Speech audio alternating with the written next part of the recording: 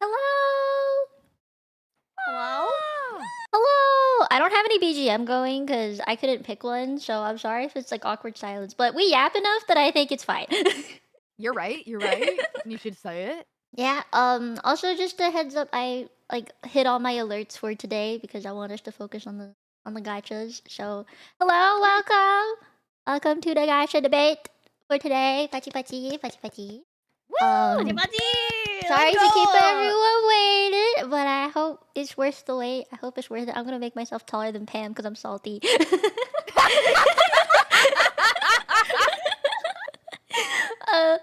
It's okay, depending, it could work. Yeah, I'll make you a little You just taller. have a soapbox behind your podium. It's fine. Of all places, I put the chat behind the tallest person here. Hello! I'm tall! It's okay. Yeah! You are tall. It's okay. You're cute, and that's what matters. Before I feel like I should move Globo off my head. 'cause no, it's making me look don't taller. hide the chat. It's fine. It's fine. No, it's cute. Oh, It's okay, cute. okay. Before we begin, before I start talking about what this debate is, do you mind introducing yourselves, please? Yeah. How would you like us to start? Left to Go down right. the line? Left to right. Okay. Hi everyone, my name's Lane Blanc. I'm a ball-jointed doll VTuber. I specialize in voice work, whether it be voiceover or singing, and I'll be representing Zenless Zone Zero today. Yay! You turned on the streamer voice like that. You know, it was insane. Hey, when you're a voice actor, you get real good at like bouncing between things. Like I can go all the way from down here to "Hi, I'm Paimon," and it Oh confuses my everybody in God. like the same sentence. That's crazy. Also, thank you for the super ghost. Thank you. I heard it, but I can't read it. Let me do my intro that I haven't introduced myself. Mite Mite, Mie Dayo. I am me, the human angel in training polyglot that speaks 5 languages, Mino Mieko. And I like to play gacha games. I play Genshin, Wuwa, and Zenless the most, but I'll represent Wuwa today. Somehow. You got this. I believe in you. Pam, your turn. Hello, I'm Obake Pam, the CEO of PlayAsia. I'm painfully addicted to Nikke, and I will make you play Nikke if you don't already play Nikke. Welcome! Pachi pachi. Yeah! I And like then your it's turn. me. Hello, my name is Ada Yu. I'm a VTuber, loves to sing, dance, draw, animate, and play gacha games. And I'm representing Genshin! Yeah! Pachi pachi. Pachi pachi pachi. Eee. Yay. So the rules for today are that we're gonna have give or take 10 to 15 minutes per topic, and after that, we'll probably decide who wins that specific topic of debate, and then move on until the very end. Unfortunately, Rita is not here. Pain Pecco. So we don't have a Honkai Star Rail. We don't have a turn-based game, unless Nikke's turn-based. I don't actually know. We don't No. have open world turn-based rep here today, Sag. But maybe if she's coming late, you know, that's cool too. All else fails, I can comment super hard That's on true, you Stereo, 'cause can. That's my biggest one, ironically. Oh really? Do you want to switch for Yeah. that? I'll do both but no, I want to represent Zenless. I have a special place in my heart for Zenless. Okay. Well, whatever you want. Whatever you want. I'm chill. Yeah. Yeah. Whenever Okay. whenever we get to like combat stuff, I can talk on like the turn based for that. We'll just save Honkai for specifically that one. Okay. I saw in chat someone said lost by default, and it made me so sad. No. Okay, I want to start with the super simple one. The world. Like gacha is the best world. So as it could be super broad from like open world like exploration puzzle stuff. It could be the world into that how there's like the different regions and they do thingies together, or just the overall design of the world that your game is in, you know, the backstory to it and all that. Yeah. Super vague, but interpret it how you wish. Yeah. How do we want to start this? Do you want to like go down the line or just everyone go? I mean, I think Genshin should go first just because it's such a big world. It's the oldest of all of them too. Right? It Yeah. has the most world. Yeah, it has the most Genshin world. Senpai, tell us your I story. have things to say. Okay. So, Genshin has the best world because it has so many worlds. Also, it's open world, which means that you can explore everywhere as much as you want. And since Genshin has been out for quite a while, there's so much content, so many worlds, so many different ones. There's different themes. You even have different mechanics for different parts of the world that make the gameplay even more fun. For example, it has the Fontaine world, which is all about swimming. You can swim underwater, guys. It's pretty darn cool. Then it also has like extra little worlds too. Like sometimes they have like specific event worlds. Event worlds are really cute. My favorite one is the storybook event. So sad it's gone. But there's also like little extra worlds that they release sometimes. That are like separate worlds, but then they have like each unique gameplays, like Inkonomiya or the Chasm, and there's so many fun things to explore, even in not like the main world map. Then there's also places like Natland where you kind of like transform into like little dinosaur creatures, and you can fly, which is pretty darn cool too. Yes. You know what? Very good I hate points. I'm flying kind of jealous. Yeah, you actually have very good points there. There's pretty much anything for everyone. Yeah. That's the perk about defending Genshin. It's such a long-going game. It's kind of everything. Yeah. You have At a least in the platform. world, like it's known for its world. Yeah. Exactly. All right, Pam, about hit you, us with Nikke. Okay, so this is not what people are probably gonna expect me to say. Oh, when I'm no. defending Nikke, but I'm dragging. Did it work? Okay, this image is not working. So Yeah, try a PNG. If it's a PNG, it should work. give me one. I believe. You Believe got in the this. boss. But You got in this. the meantime, I'm gonna comment with this. So the world in Nikke sucks. Oh. Everything is terrible. Everyone hates their life. We live in a giant hole in the ground.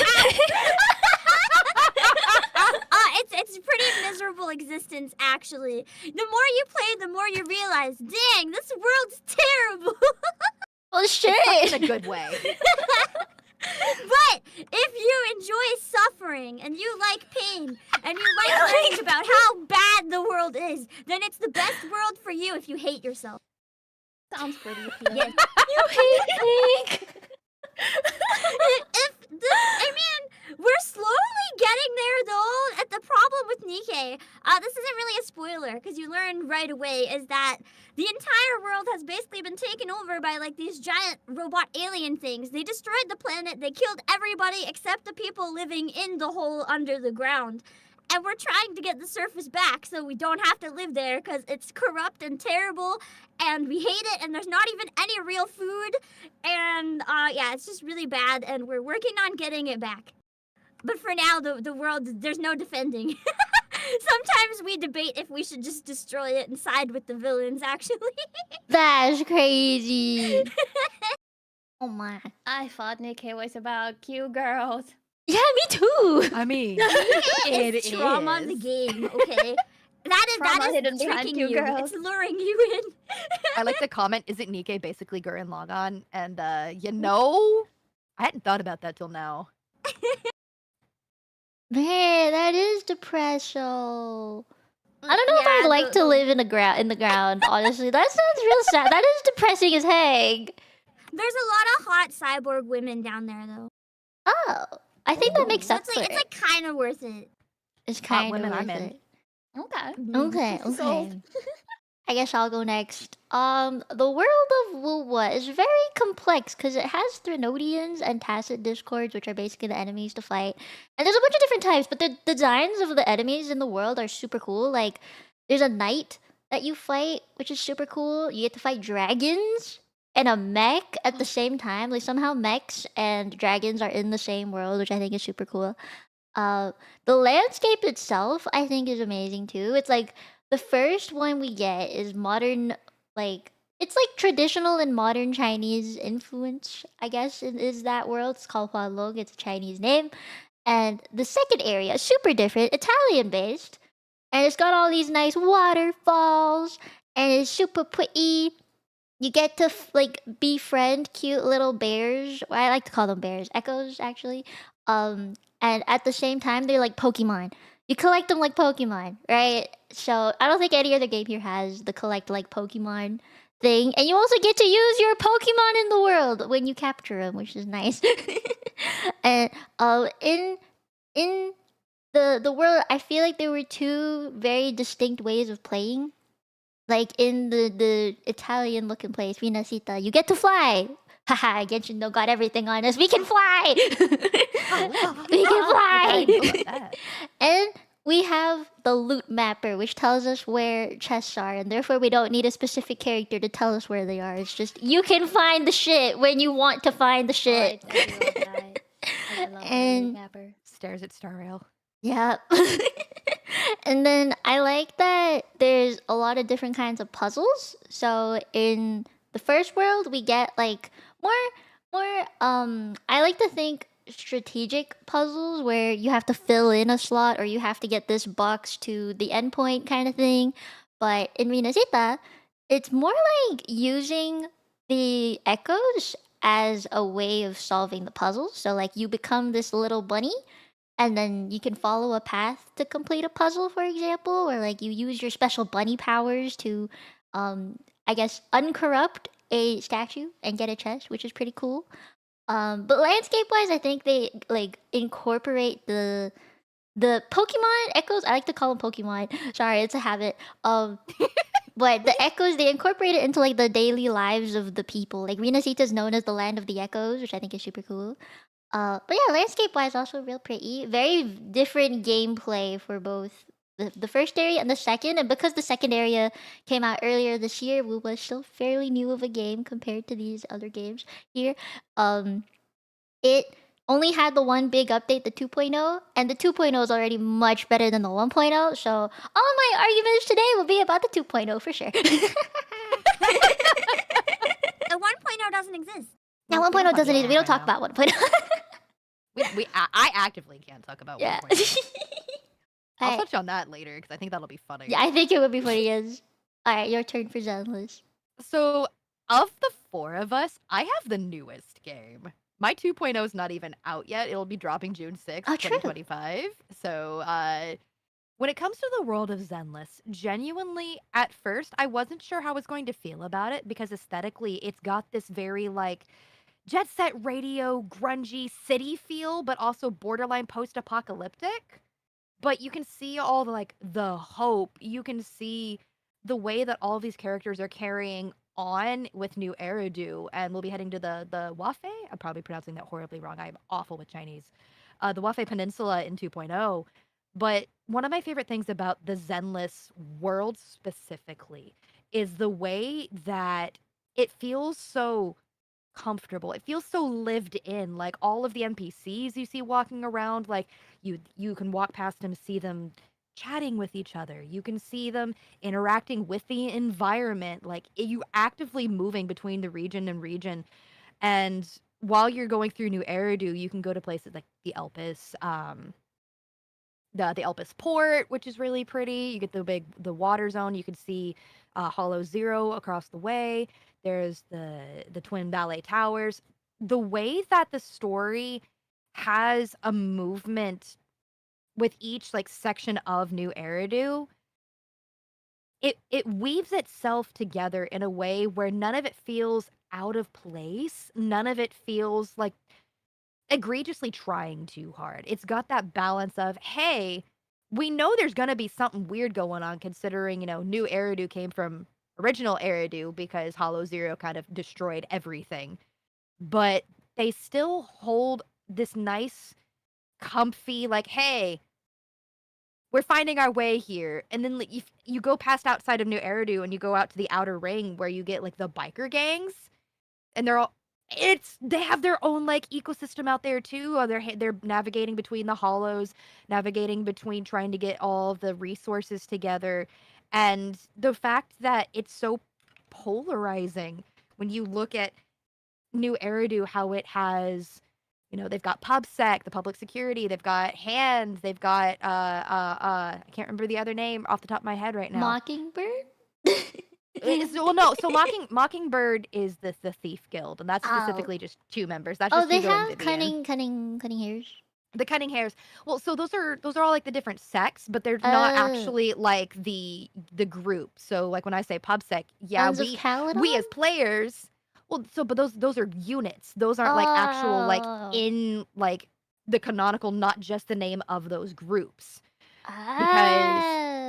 Because like hand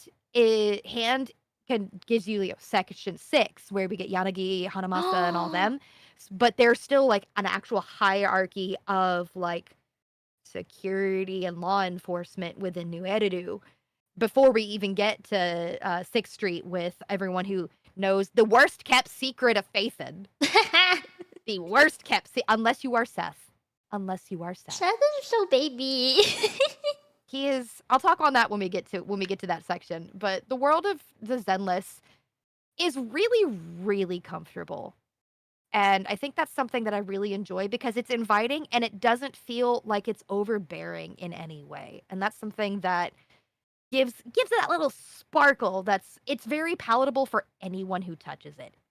Because some people don't necessarily like the over fantasy style of some of the other games. Some people don't want the agonizing, depressing, crippling depression of some of the others. It's just it's welcome. You can pick it up and have a good time and then get hurt. That's fair. Who do you think won this one? I don't know, man. I feel like y'all did such a better job at actually explaining things than I did. No, I think we just rambled more. more. Has stuff. Well, Genshin does have stuff. Well, you explained it too. Like, I didn't know about Fontaine having the swimming. Yeah, you get underwater yeah. swimming. It's real fun. It's really really fun. pretty too. Yeah. Fontaine looks gorgeous. Fontaine almost got me back into Genshin because I dropped it forever ago. It's really pretty. It's so pretty. Fontaine looks so good. Yeah, it's fun to I just love explore. that it's Ace Attorney. Oh yeah, he's Attorney. Yeah. Oh boy. Okay. Who wins though? Yeah. You could do a poll maybe. Oh true. Yeah, All right. chat design. We can yap. We can yap while they decide.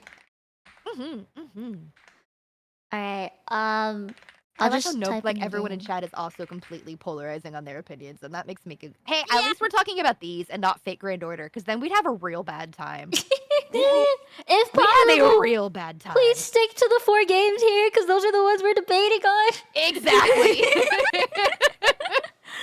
Like, I don't know your other games. I'm sorry.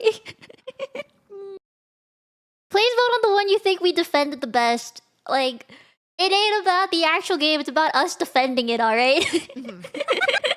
Yeah. Take our defenses into account, not your personal opinions. Yeah. We're the ones fighting for the games here. We're the important ones, not the game.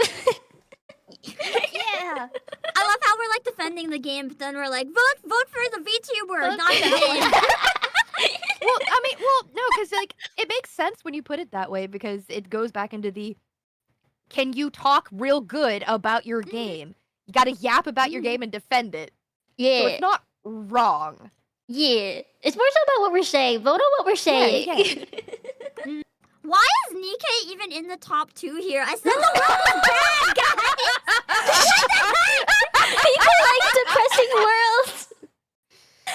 You're It's the defending it so overcoming the good. depresso story. Everyone likes the overcoming depresso story. I I think the personally way that actually you would vote started it Genshin. going, this sucks. Yeah. Makes it funny. I It like made an Genshin a lot. impact, you know. My personal vote goes to I did make Genshin. an impact. You did. It's a good impact. Very strong. Mhm. Very strong. My personal vote's also potentially going to Genshin just because, like, it's Thanks. got so much to it.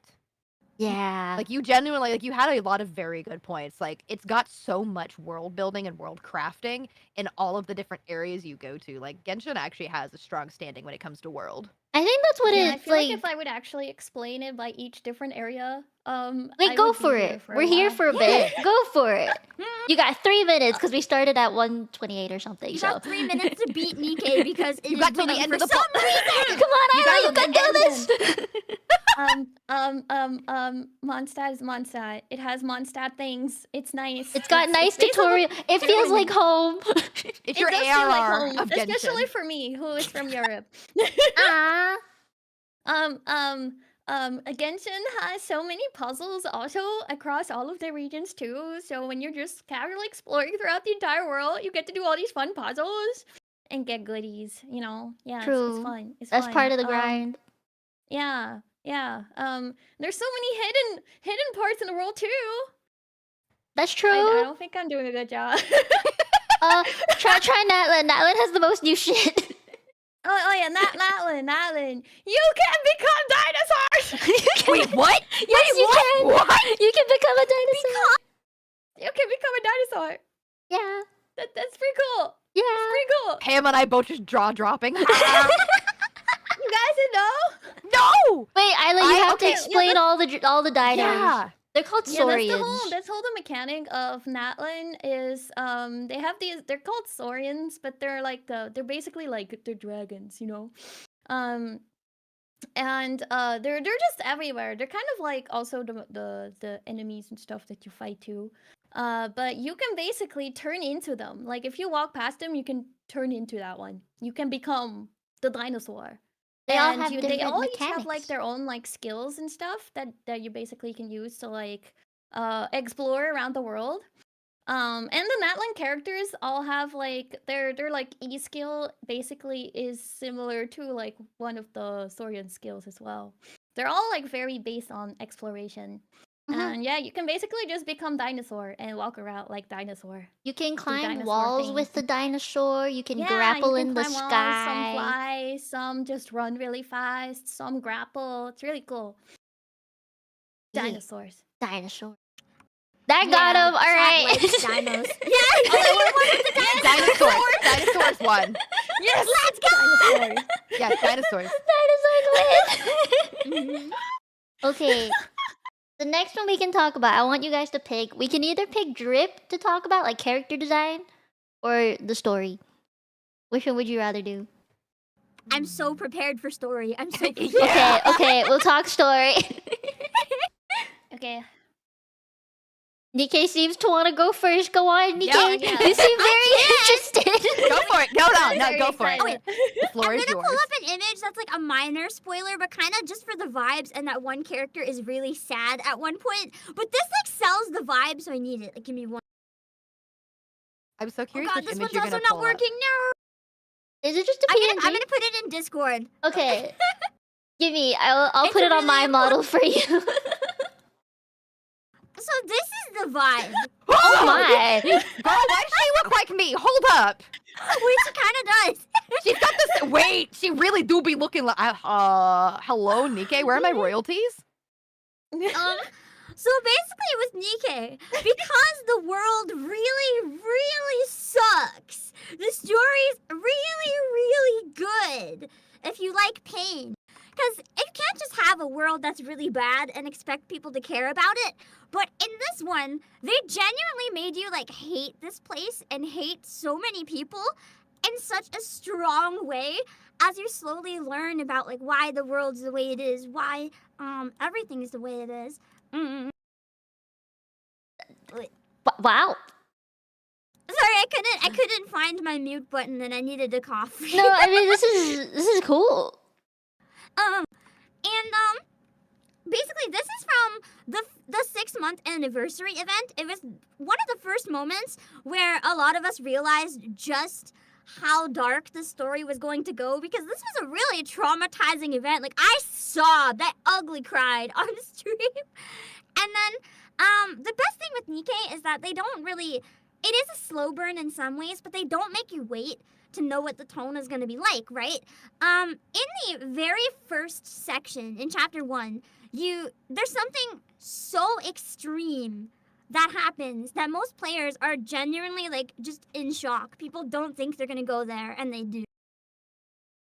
And it very heavily sets the tone for the rest of the game. And there are a lot of really warm, happy moments as well, where you get to learn about the characters like living their everyday life. The moments they're just trying to make the most of it and kind of live as a person. Even though they're not people, because most of them are cyborgs. So they're basically robots that have human brains. But once they became in this form, they're forced to work as soldiers for basically forever because they just don't really die like that. And most of them die on the battlefield, or everyone hates them and doesn't treat them as human because they think they're dangerous. So there's this overarching plot about like we need to save the surface and save our world, but there's also a plot of what does it really mean to be human? And there's a lot of corruption and other things going on in the world. So you have to slowly figure out like what is going on, not just with the world, but even with the government in the game. Like there's allies that are actually really dangerous. And we're trying to figure out a lot of stuff relating to that right now. That's slowly getting revealed. And the other thing about it, Lane can vouch for this one. The timed events, just like the themed events, they go really hard. They go so hard. I have cried so hard in some of the temporary events that are only there for 2 weeks. Like they're better than some legitimate like movies. Like, they had such an impact. I haven't forgot them. It's crazy. That one summer one. That one summer one that you brought me in on. Oh my god. I would put that on the mid scale. Honestly, I know. Some of them go way harder. But like that, if that one's mid, that shows just how big it gets. I didn't realize it was so depressing. I mean, this like people actually, when we say we play Nikke for the plot, it's not a meme. Like it's actually for the plot. Most people legitimately play for the story, despite what everyone thinks. But it does have a lot of happy, cute moments, as I said as well. So it's not like just depressing. Because if a game's only sad, you don't care, right? You only care when you see the happiness to balance it out. When you see the bad things happening to people who don't deserve it. That's true. Yeah. They got you in the feels. That's how they get you in the feels. I'm gonna hide this picture. It's scaring me. Anyone who recognizes that moment in chat is in a lot of pain right now, is all I'll say. Like seeing that image reminds me of the Muv-Love Chomp, and if you understand what I'm talking about, you're in pain, and if you don't understand, that's good. Hey, Ignorance is bliss. I want to take the next standing Go because for it, I think it's going to be funny. Because just like Nikke, we play the game for the plot. Because both of our games may be very loud and proud about the Gooner bait. Let's go! And it works because, pardon my French here, but we got the ass, and titties. you got jiggle physics. We got jiggle physics out the wazoo. Like, that's something that when it comes to specifically Zenless, I'm excited to talk about because when we get to, like, the characters and like, more detailing thing about the characters, that's something I want to talk about. Story-wise, though, one of the things I really like about Zenless's story is that, like, it's all digestible, and it's really easy to pick up and play without feeling bogged down by how much you may have to go through. You look at each section of Zenless is a chapter, and it's all very self-encompassed, but still there for the overarching rest of the of like whatever is going on with our leads, Belle and Wise. So like we start off the game, we meet the cunning hares, we get the exposition that Bringer is doing something a little sus. We're like, what's going on here? This is a little weird. Then we get the second chapter. What was the second chapter again? It's been a while since I played through second chapter. Popsec? Was it Popsec? So what's his name? Gets in the hot air balloon, a blip, Yeah. and then Was that? and then was that Sons of chapter two? Caledon, and then after Sons of Caledon, it was Well, no, because you're skipping. oh, Cunning Hares. It was a Cunning No, Hares not section. just cunning hares. What am I missing? No, Bellabog. Bellabog is chapter 2. Bellabog! Because it goes. Yeah, we have the star. So We have a not to furry. be confused with Star Rail Bellabog. Not to be confused with so Star there's Rail a Bellabog. different They are Yeah. not connected in any way. They have said that as of this time, Zenless is going to be self-encompassed with no overlap in the rest of the Hoyoverse games, because so it starts with we get the cunning hares, we get Bellabog, then we get the belief bit with Tingyi and Mm. Juyuan. Then we get Victoria Housekeeping. Victoria Housekeeping. Yes. Thank you, Rex. Yeah, because we get Bellabog, Pubsec, Victoria Housekeeping. Then we get the Sons of Caledon. Then we get Section 6. Then we get everything that's been happening lately with Astra, Evelyn, and then Mockingbird. Mm. Each chapter is so well digestible, and you look at it, you're like, oh, this is so cute. This is so fun. Damn, that girl got a fat ass. And then you're crying the next second. I'm like, I'm sorry, what? I dropped the game day one. I was a day one Zenless player, and I got soft locked into this first section with the cunning hares when you're trying to like divert the train from like exploding and killing all those people, and I couldn't get out of it. I was like, this sucks. This sucks so much. And so I dropped it. Then Jane happens, a couple months later. And this gentleman at an event comes up to me and he's like, do you know what Zenless Zone Zero is? And I'm like, yes. And I'm sitting here going, where is this going? I'm so concerned. And he's your chat. He goes, it's like, girl, you goddamn rat thighs. And I'm sitting here, I'm like, you know what? That's a compliment, because Jane Doe can get it. Jane Doe more like Lane Doe.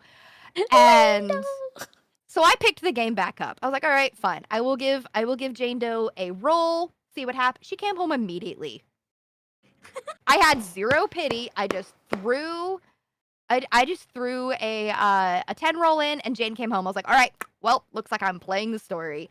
And so I finished the rest of the cunning hair segment, and then I got into the Bellabog, and Bellabog hurt. It looks goofy. It looks fun. You get Grace, who's like your technician character. She's like, oh, my babies, I'm just going to have fun with all these electronics. And then you get, poor Kaleda, who's like, yeah, so my dad died, and he's kind of a butt. And then you find the real story. You're like, oh, there's some sauce here amidst all of like the Gunnar bait designs. And then you get specifically to the pubsec section, where the drip marketing on Jane is what got everyone involved. And you're like, wait, hold on. What do you mean she's a cop? Yeah, she don't look like a cop. The switch and bait with the way that the story is handled on so many sections, like the section 6 story with Miyabi and Harumasa specifically lives rent free in my heart. And I for those of you who are familiar with Fate Grand Order, the Sons of Caledon section, Caesar pulls a Comiket Jalter, and I will never be able to let that out of my heart. The way that I have been sitting here going, yeah, this is fun, this is goofy. Why am I crying? Yeah. Zenless goes hard. So much like Nikke, lure you in with the Gunnar bait, have a bad time, but also a good time. That's fair. Very good defense. I commend. Isla, you want to go next, or should I? Oh God. I can go. You can go. Oh, I God, believe in where do I you. begin? You got Where this. do I begin? There's so much of it. You can shorten it a little bit. Okay, well, Genshin has a lot. Genshin has the most story, so I don't blame you if you like need more time. I'm okay with. We're not like on as much of a time crunch, so I'm okay if you need more time. it's not as much a problem of time, but more a problem of how do I explain all of this. There's a lot to cover. But it also makes it appealing as well, especially if like you're a person that really, really likes story. There's plenty of it for you. It has the overarching main plot, which in itself is rather slow because you only like find out just a little bit at each area that you go to about the story. It's about you and your lost twin. Basically the game starts with you, whichever twin you pick. Sibling drama exactly. And you get separated by this goddess who then steals, well, in my case, my brother. And then I'm all alone and I find Paimon in a pond. Good times, good times. And you're trying to find your lost sibling. And to do that, you're trying to find the god that took your sibling because how dare they? And so you're going to find each god of each area. And basically each patch is like each area that you go to. Emergency food, exactly. Num nums. But that main story, you only find out a little bit more lore for each area that you go to. In each area, it basically has its own standalone story. Where in Mondstadt, you're trying to calm the very very big dragon who is hurt and sad. And then you have Leeway, where you rest in peace. Their god, he died, so you're kind of trying to figure out what's going on there. Then the third area hates everyone. They want to steal your powers. Yeah.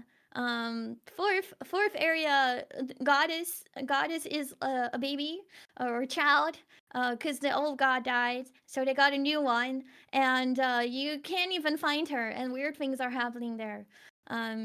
They take your Then dreams. the fifth area, there's Law and Order trials.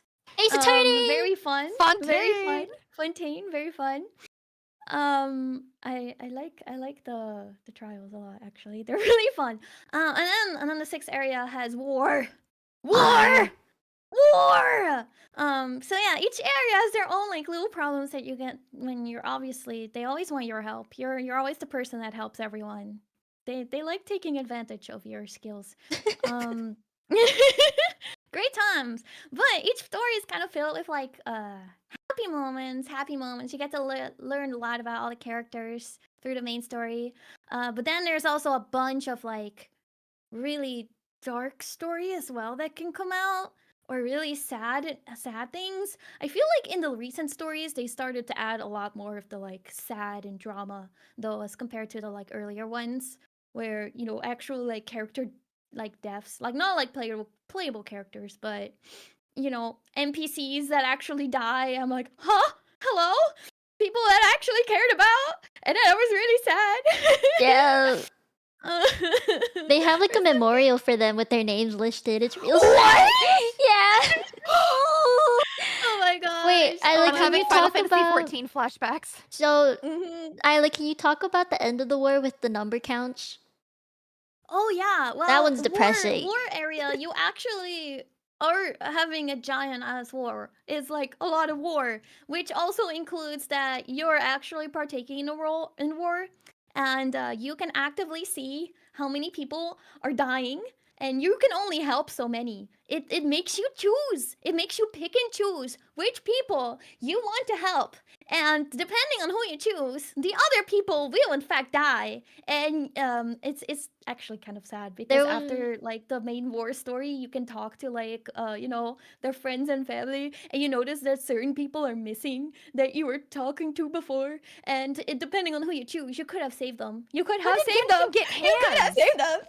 There's a really depressing part. I'm gonna help Isla here. There's the really depressing part. Toto, this dino, the Saurian, Toto, I think is its name, and it got hurt in the war. And if you didn't go and save it, it would have just died.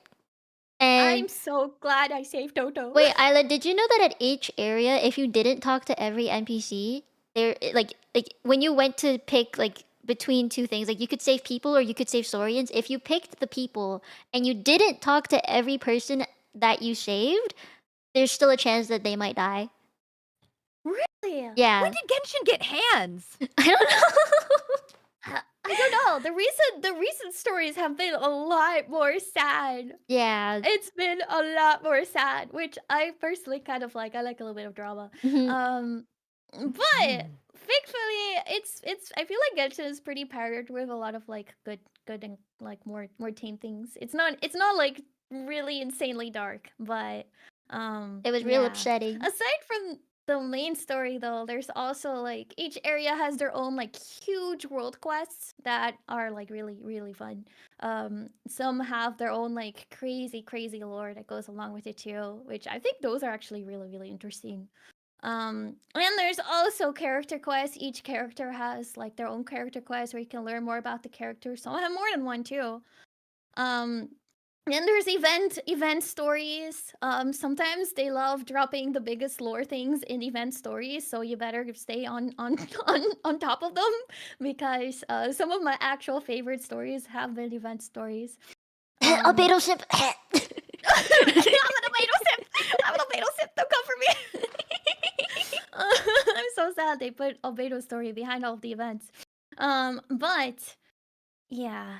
Yeah, Good job. there's just so much story. Good job. I will say some of the stories sometimes does get really long. So if On a you want run to play quest. through all of Genshin, be prepared. It took me a year to get caught up with just the main story. I was about to say, isn't Genshin like 5 years old now? That's a It lot came of out in content. 2020. Exactly. Yeah, Uh-huh. it is 5 Yeah. years So much old. content. That's half a decade.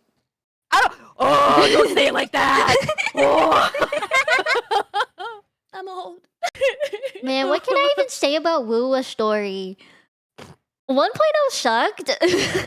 No one talks about 1.0. No one talks about 1.0. That I can summarize it real quick, but tutorial shit happens. You find out what all the words are. It's a big lore dump for the first hour of the game.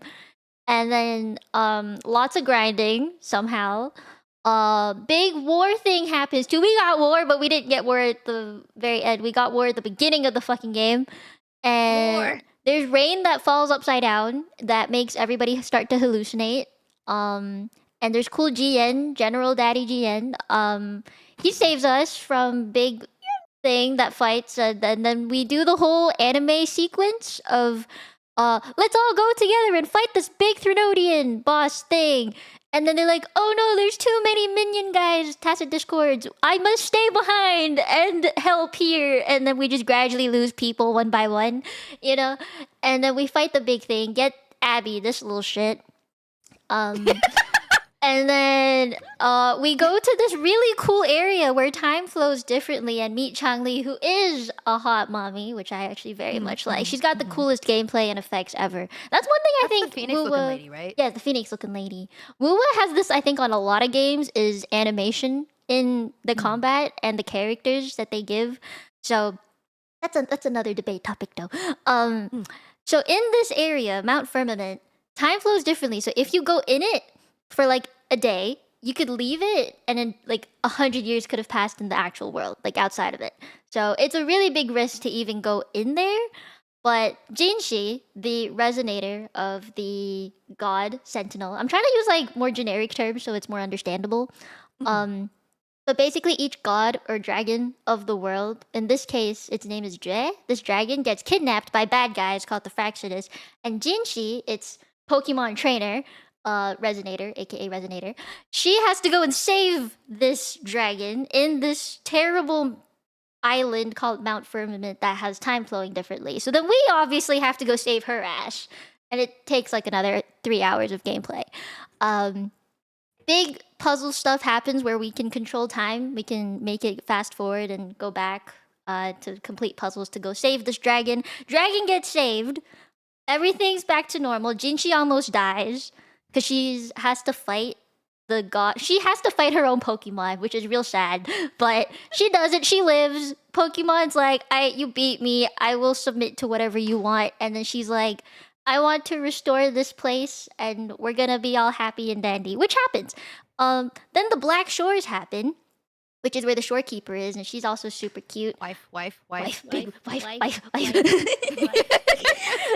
Basically, the Tethys system is like the entire world's database, and AI at the same time. It has like centuries and thousands of years of history, and it includes the main character's history as well. So obviously, you want to uncorrupt the system and find out who the heck we are. And I honestly thought we'd get something, but we don't. Except for the fact that we need to go to the next place.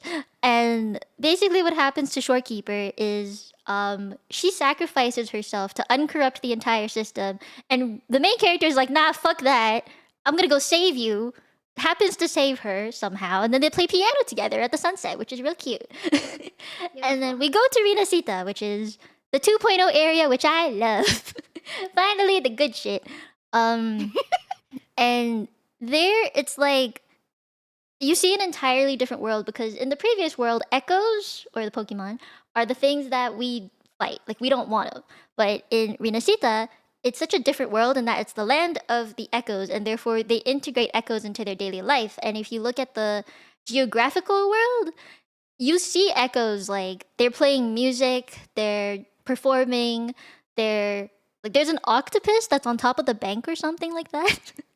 And it's just like there and Bathtub. oh yeah, the bathtub. You get to sit in a bathtub and it's like a little taxi that takes you places. That's cute. Yeah, it's a little bathtub. Wait, can I find a picture of the bathtub? It is super adorable. What's it called? Tub Pup? I think it's called Tub Pup, Yeah. right? I hope you're ready for a- me to attack your A story in a bathtub minute. cat or a dog? Here, let me load this picture up because it is super cute. Oh no, I can't. It won't let me.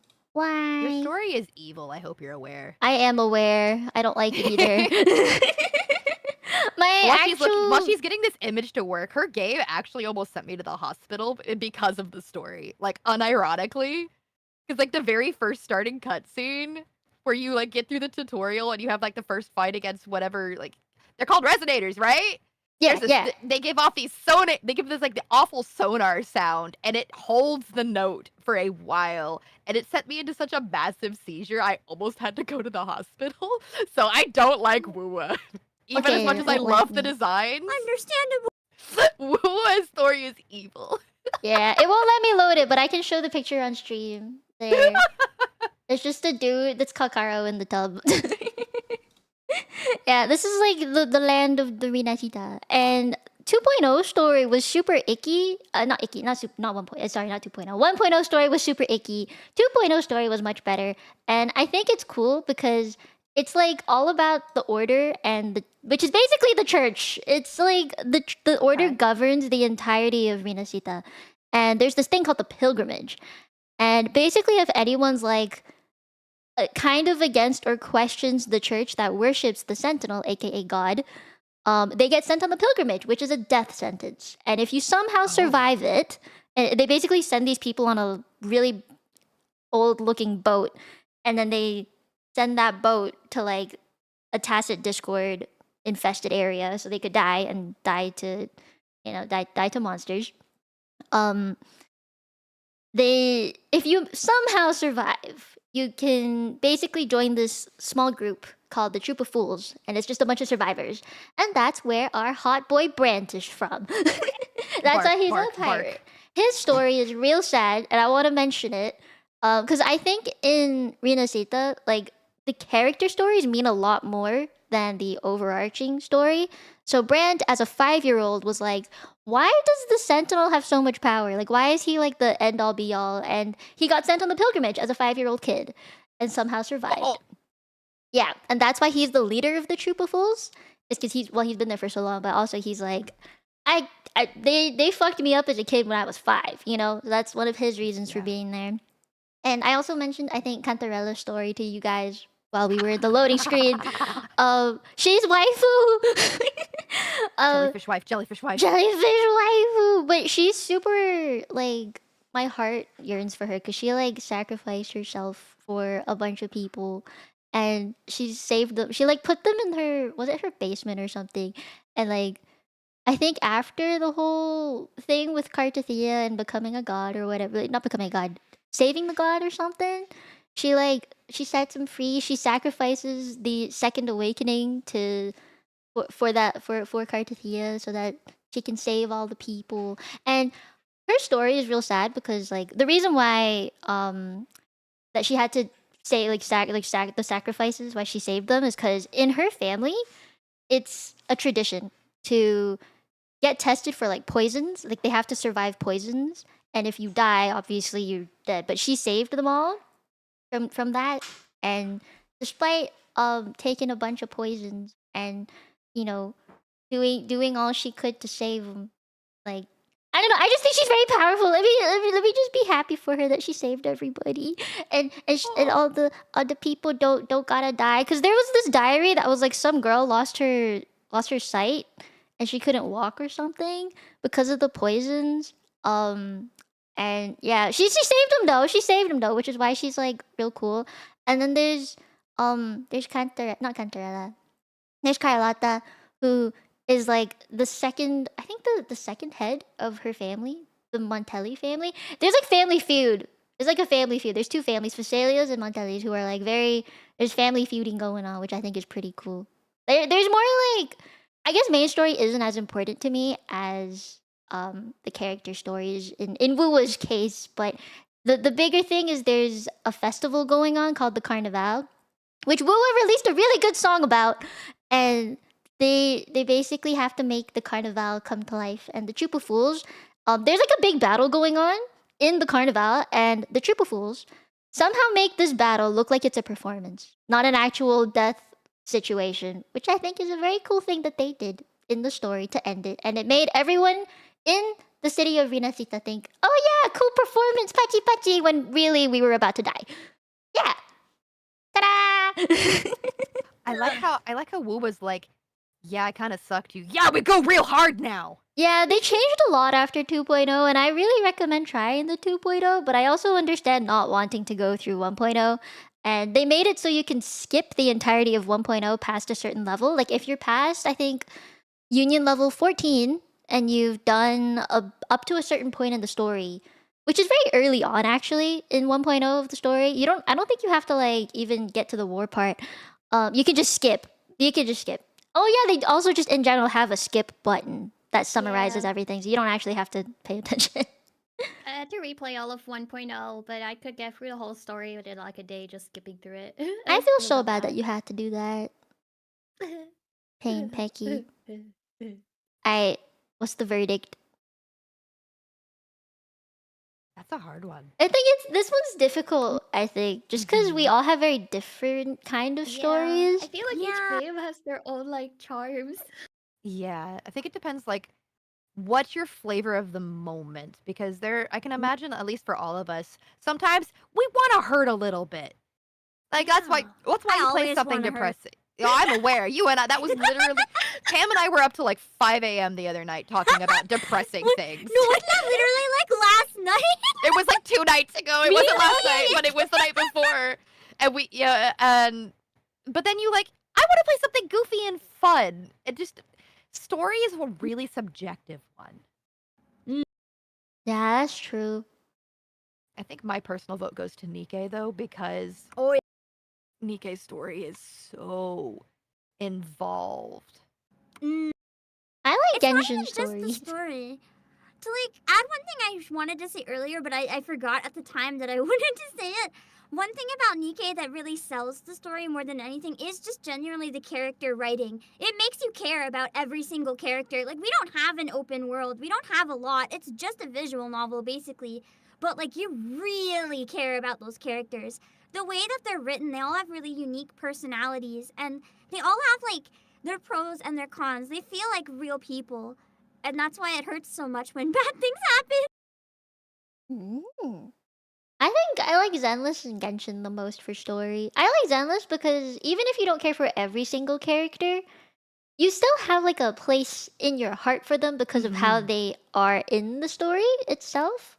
Like, I forgot a lot about Bellabog, I'm not gonna lie, but I did too. Like- I was like, what was the second chapter? yeah, Bellabog was a little but everything It's really good, but it like between getting it sandwiched between the start and then PubSec and Victoria Housekeeping, it's like that was good, I think but this was better. the way that Zenless story was to me is the first bit was they're kind of testing the waters of what their player base wants. the Victoria housekeeping was like a lot of TV, right? Which I definitely did not was a like. But then lot of after that, they TV. changed it, right? So I think Zenless was a very good like development. You can see how the developers of the game decided to take the story and where they went with it. They're It really good wo- at listening for those They adjustments with the are. story.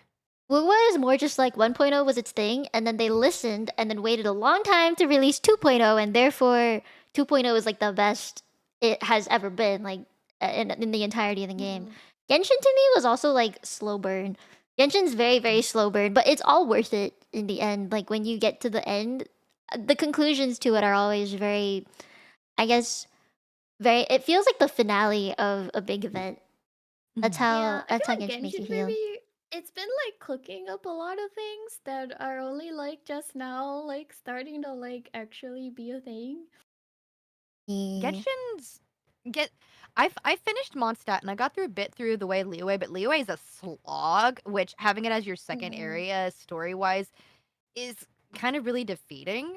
But like, I'm gonna be real, if Dainsleif ever actually comes out, I might pick the game back Oh my up. god, yeah. Because that's a man. That's a man. I want him That's a so man. bad. I mean, they came out with Skirk, so I'm sure they're gonna come out with the Dainsleif at some point. They like drip marketed him and then didn't. Yeah. In that one trailer is like, hey, this hot man, he's right here for the first time in years. But you still can't have him. Yeah, Pain Peko. Mm-hmm, And my vote goes for Zenless. I like Zenless a lot. Just as overall story. If we're just talking story, not like character specific, but story, I go for Zenless. Eh. Like the good game. Wait, I have a question. What about Star Rail?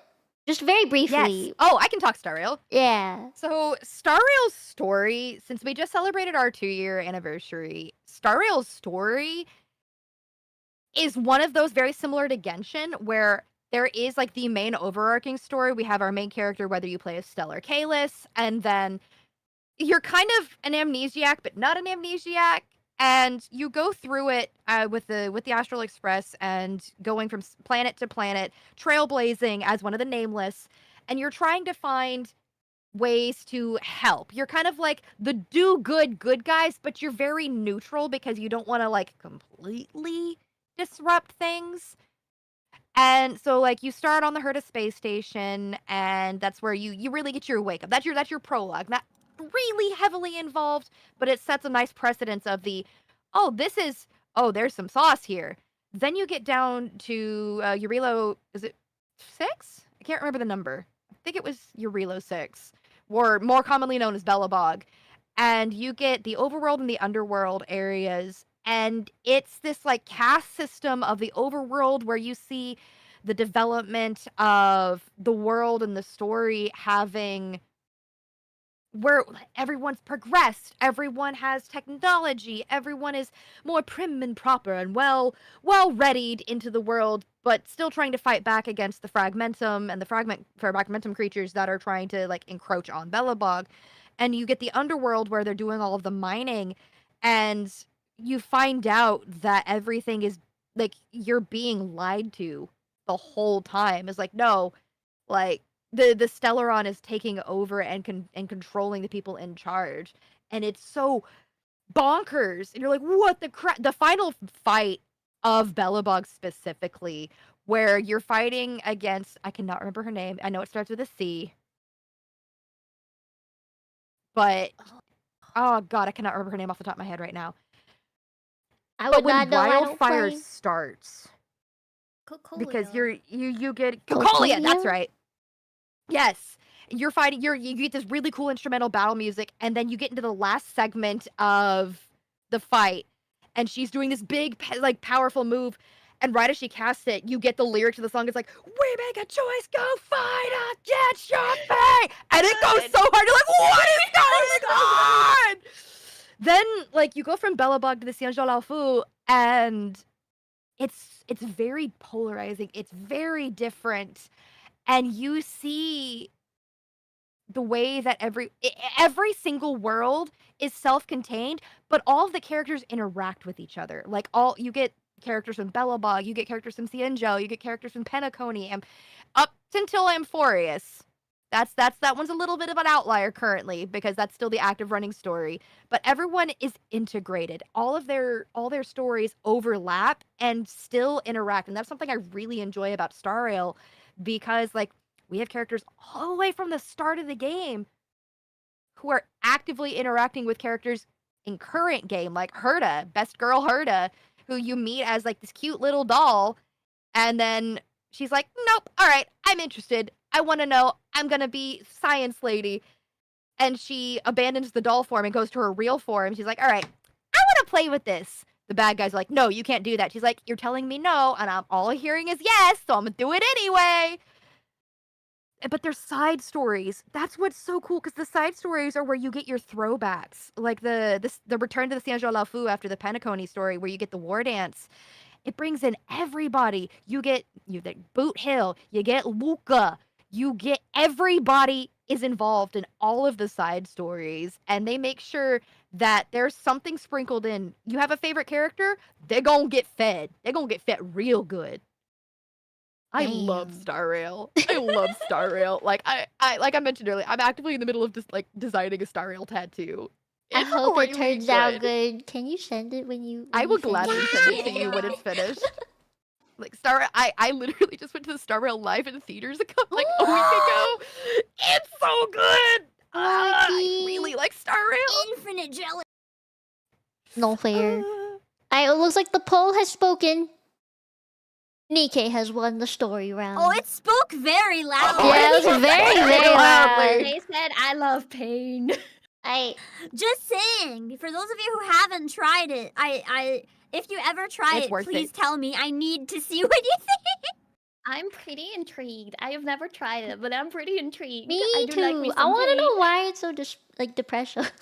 Yeah. It's If really you do it, good. I will literally be there for every single minute of chapter 1. Like, I will sit there and I will scream.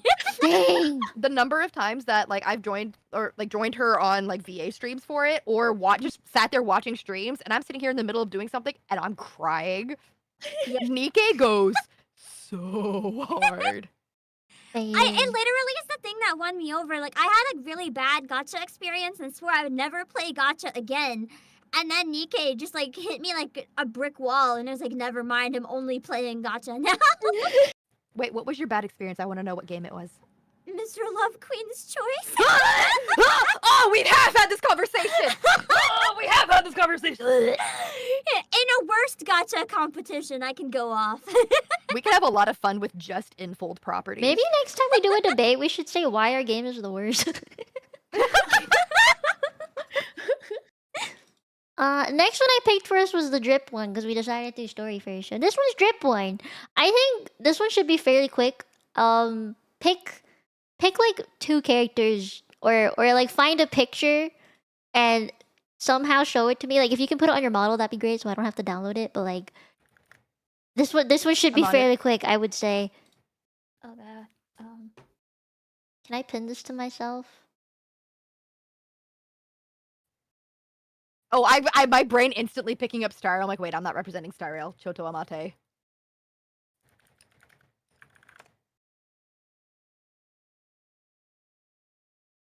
I'm like having to make sure that the images I'm pulling up for Zenless are not going to get you bonked on stream, because Zenless is a little spicy with its drip marketing.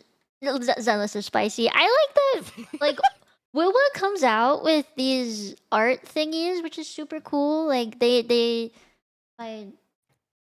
I think I can't put. It's too big for my model. But this thing, they came out with this thing, which I love. So good.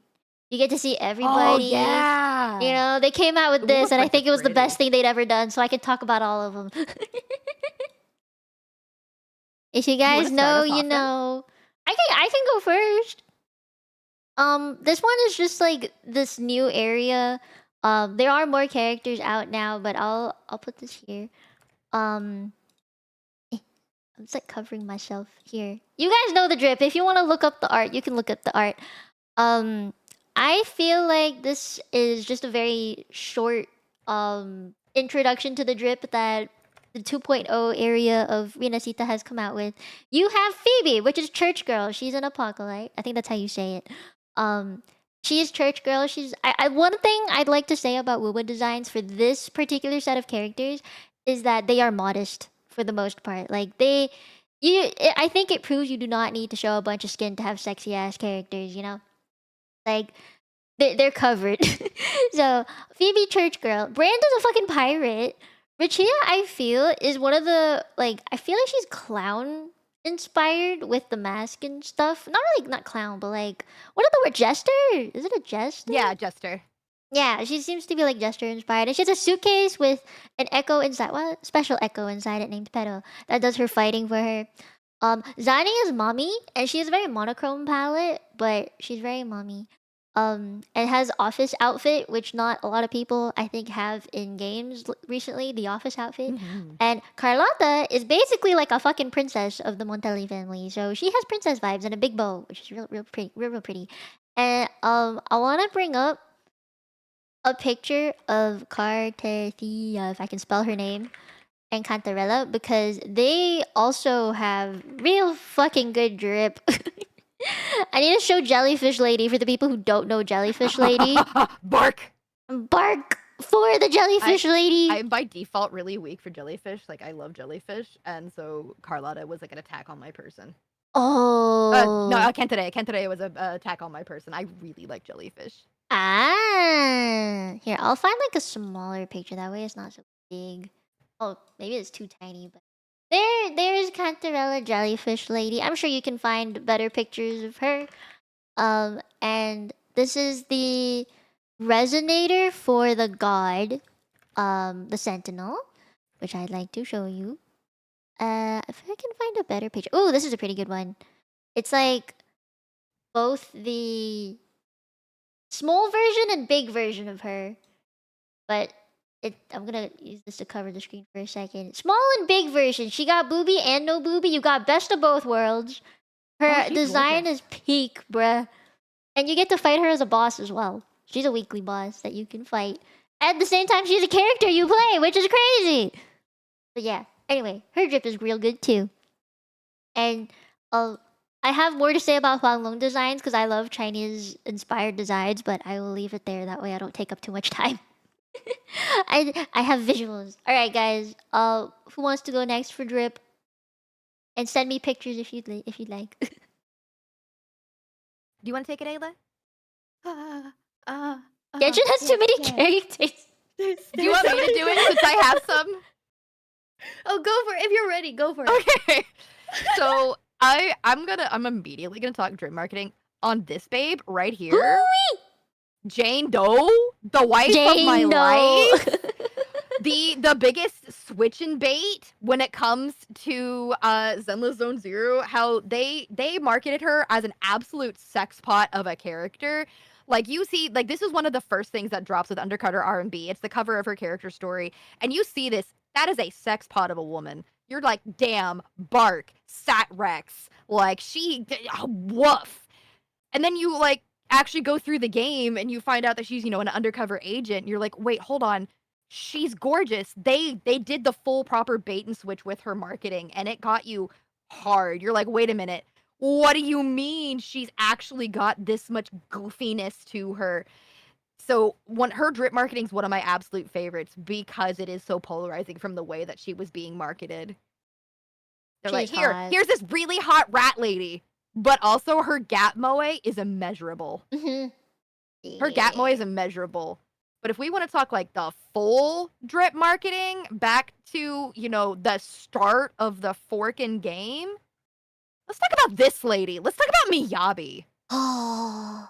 Who has been teased and marketed since pretty much the start of the game. Everyone losing their minds about Miyabi, waiting for her, and then she finally drops like several months in. You have no idea what's going on with her. You just go, this is a really, really cool, very like Japanese styled samurai. She's got like borderline hakama on, got big old like fox ears. You're like, okay, what's the sauce here? She got this floating thing, like spirit vibe with her, and she's just cool as ice kudere style. She is so freaking cool in her design that everyone lost their minds waiting for her. And when she dropped, I think Miyabi is the highest selling character in Yep, Zenless so they far. are. She is. Yes. And if that's not fantastic drip marketing, that people wanted her before she was even announced as a playable character, I don't know what is. Uh-huh. Fair. Good job. Zenless got some drip going They for it. Like do.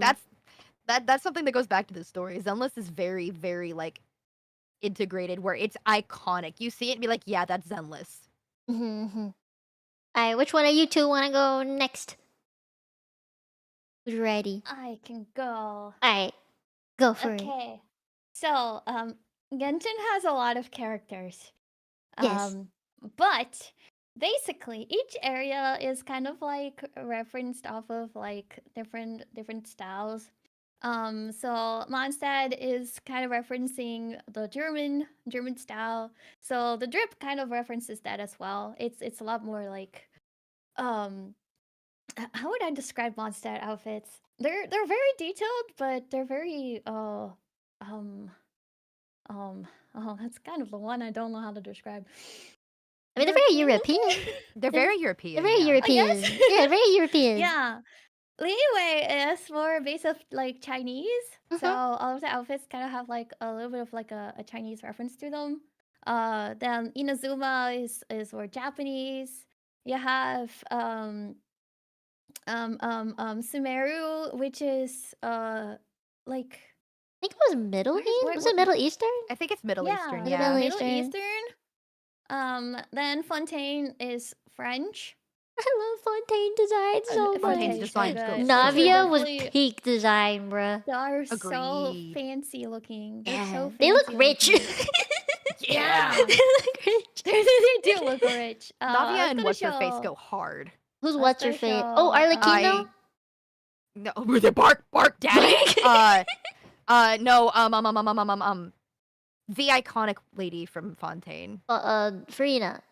Yeah, Farina. Yeah, Farina's I was design's gonna also show insanely Farina. pretty. We- The we- fact that like her design is so iconic, you can look at it and be like, yeah, that's good. I love her light and dark This mode. is That was dark. real cool. Mhm. Yeah. Which Ariana Yeah, oh my continue. gosh. There you Which, go. you know, makes me wish I were taller to cosplay her because Oh, woman. Which Fontaine character? Farina. Farina. Farina! Oh wait, no. Farina. Fancy. So, oh my god, it's on my head. Farina's It's okay. on my head. I am You're Farina. cosplaying Farina now. Yeah. Farina's cool too because she has like two versions.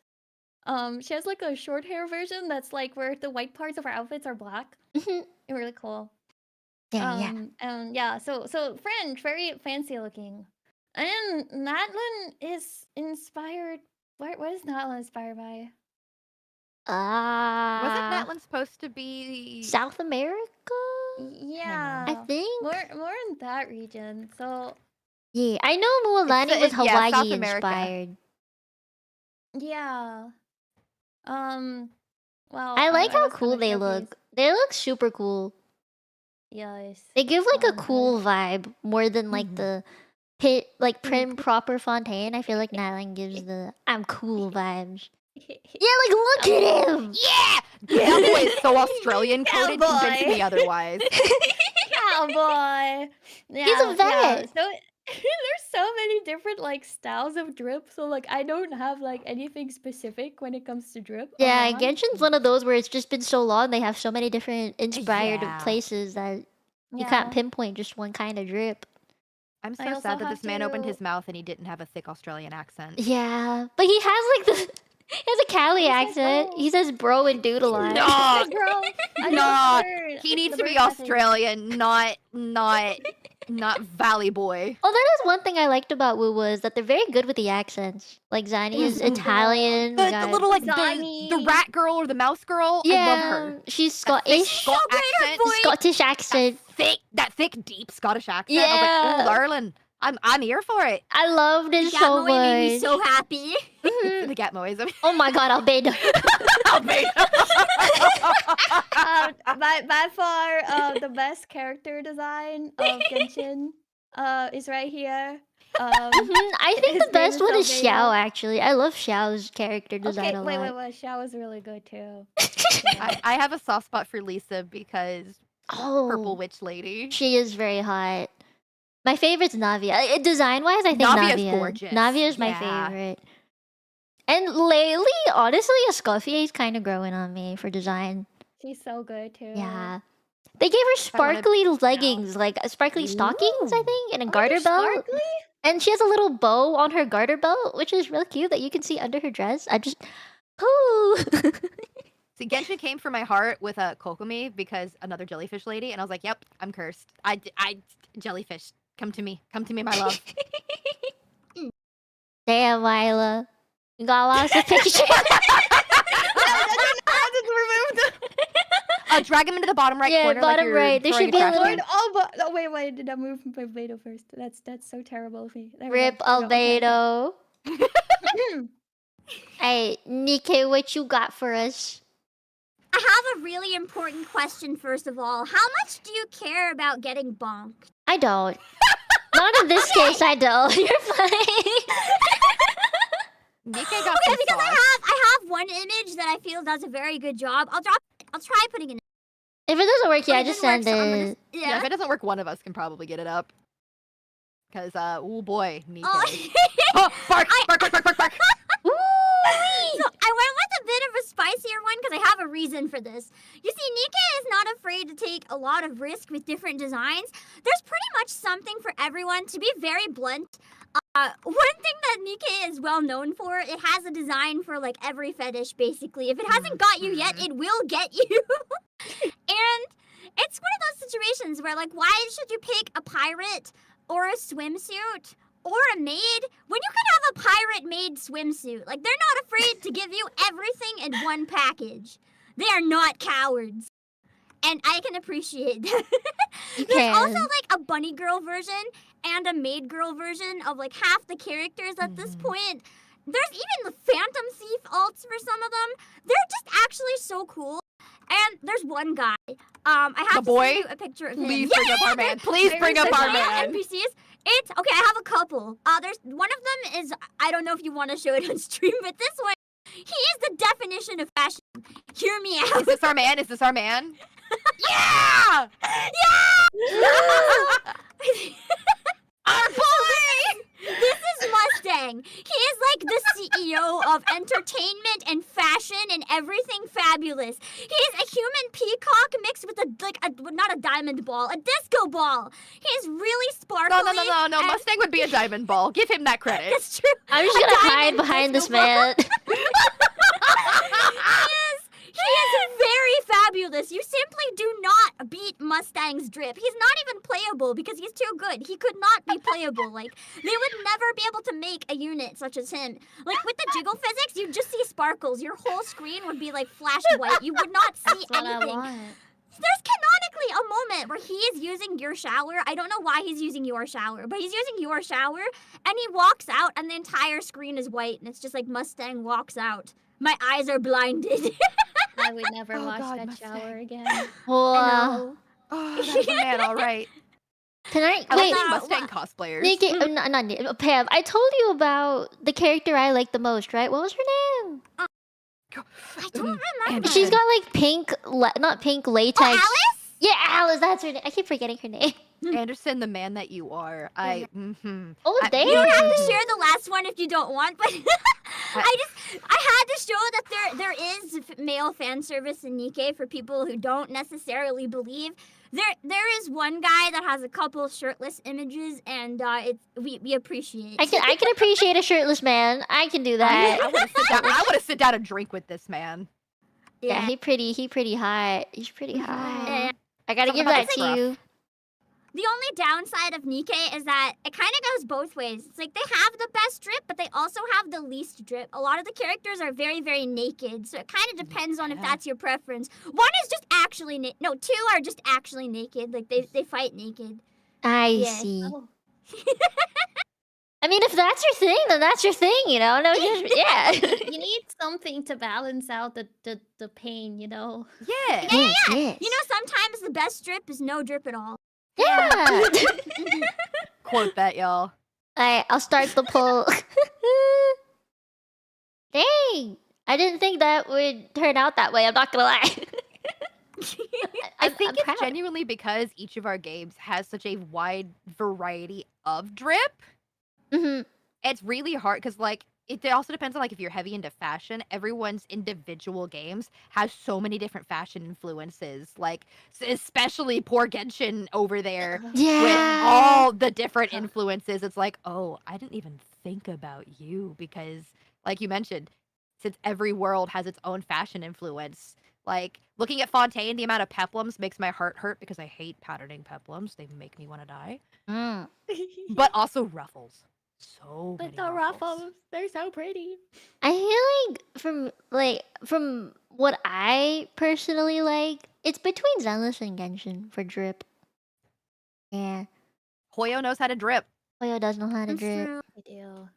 I had to vote for Zenless because that's pretty much the entire reason I was originally drawn to Zenless, because I was just like, oh my god, the aesthetic and the fashion, that's so Mhm. good. Really good. Yeah. It I got that really jet liked set it radio too. influence, and that got my old boomer heart. I was like, With hey that yo. mix of retro and futuristic at the same time, I'm just like, ooh. Wait, did you know in the Outer Ring they use gas instead of ether? Yes! Which I think is super cool. Like they actually made That's that one of the reasons why they distinction. fight for it with in the war, not the war, like the biker race with the Sons of Caledon. Like they're fighting over who gets to be in charge to keep an eye on, like, mandate the oil reserves. And now like, hello? Mhm. It's so god. I really like Zenless. Yeah. I like Wuwa mostly just because, like, the effects of the outfit. Like, if you look at Shorekeeper, her hood thing, like her veil, it's got like this glowy effect that constantly looks like it's cascading down, which I think no Her other game skirt has. does too. Yeah, her skirt does too. I like that a lot.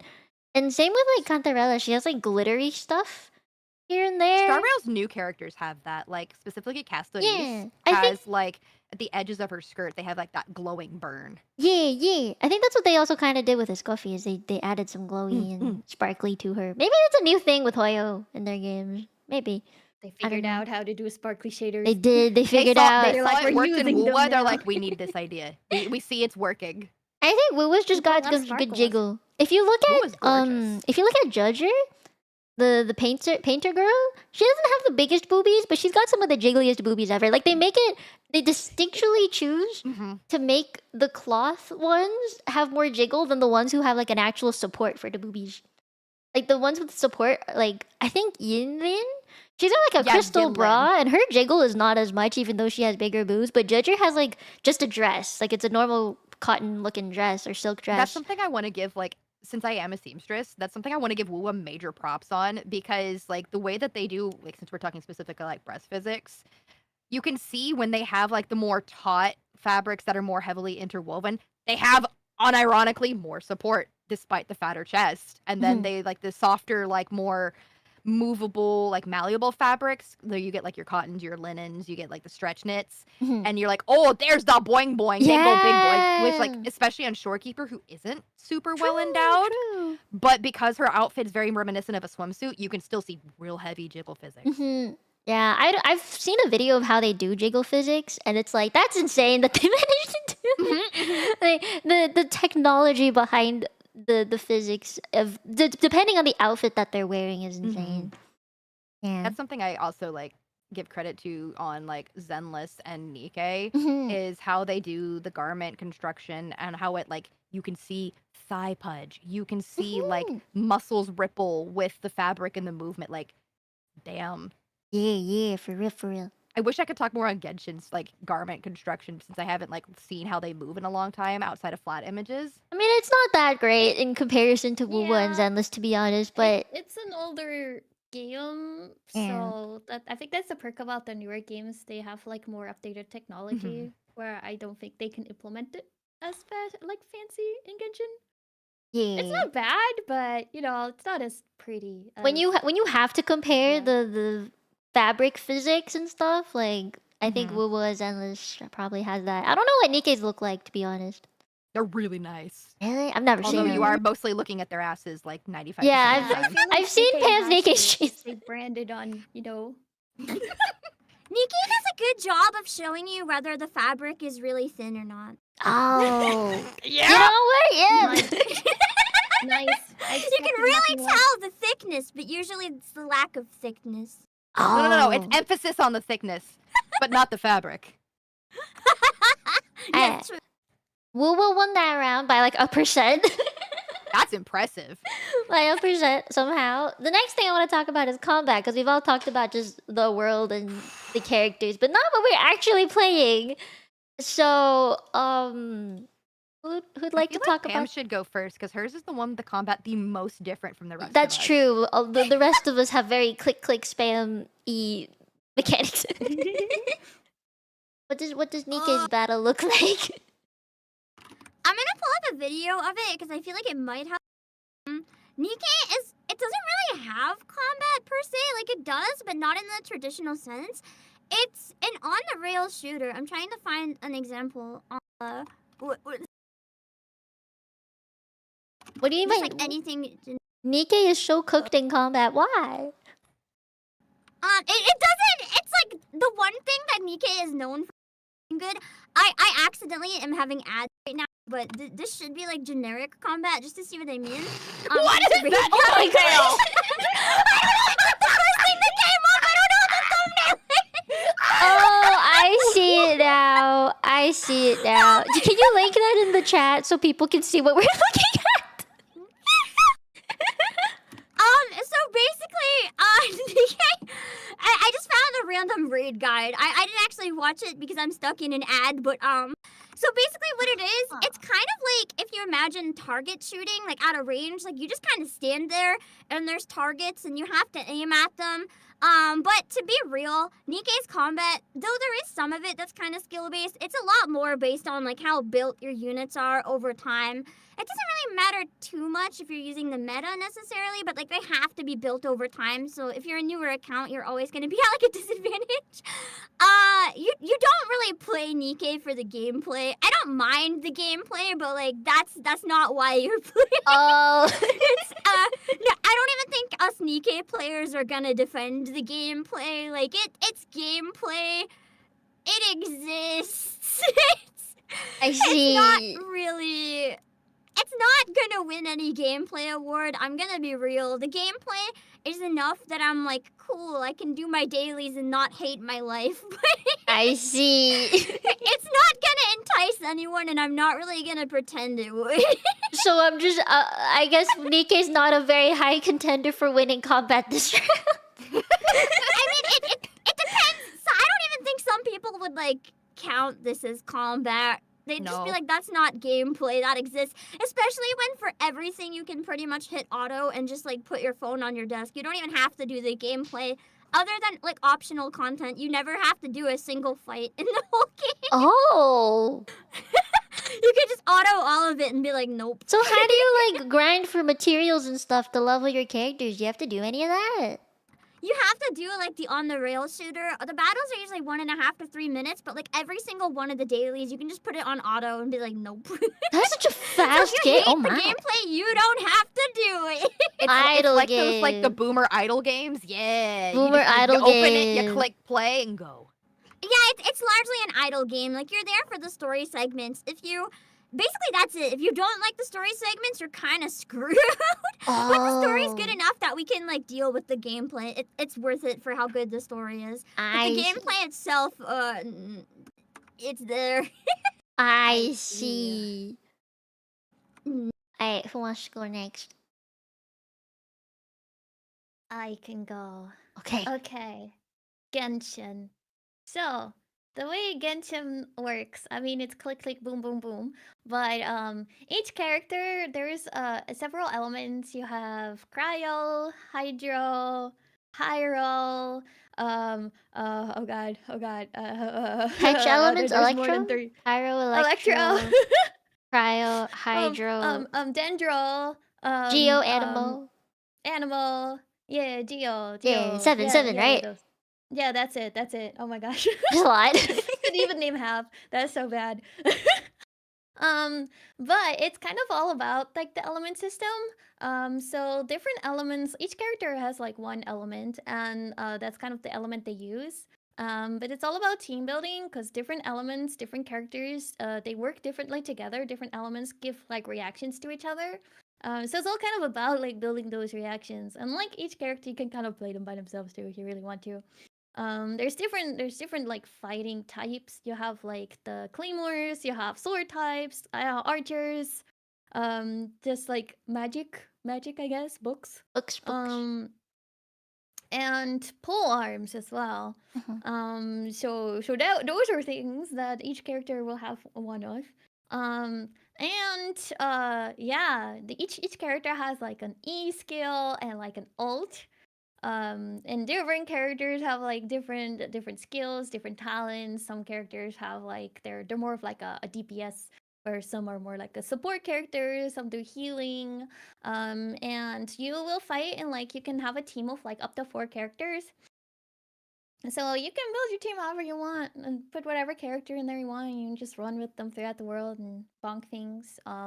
Since Genshin is very open world, there's like enemies everywhere that you run into all the time. But there's also bosses.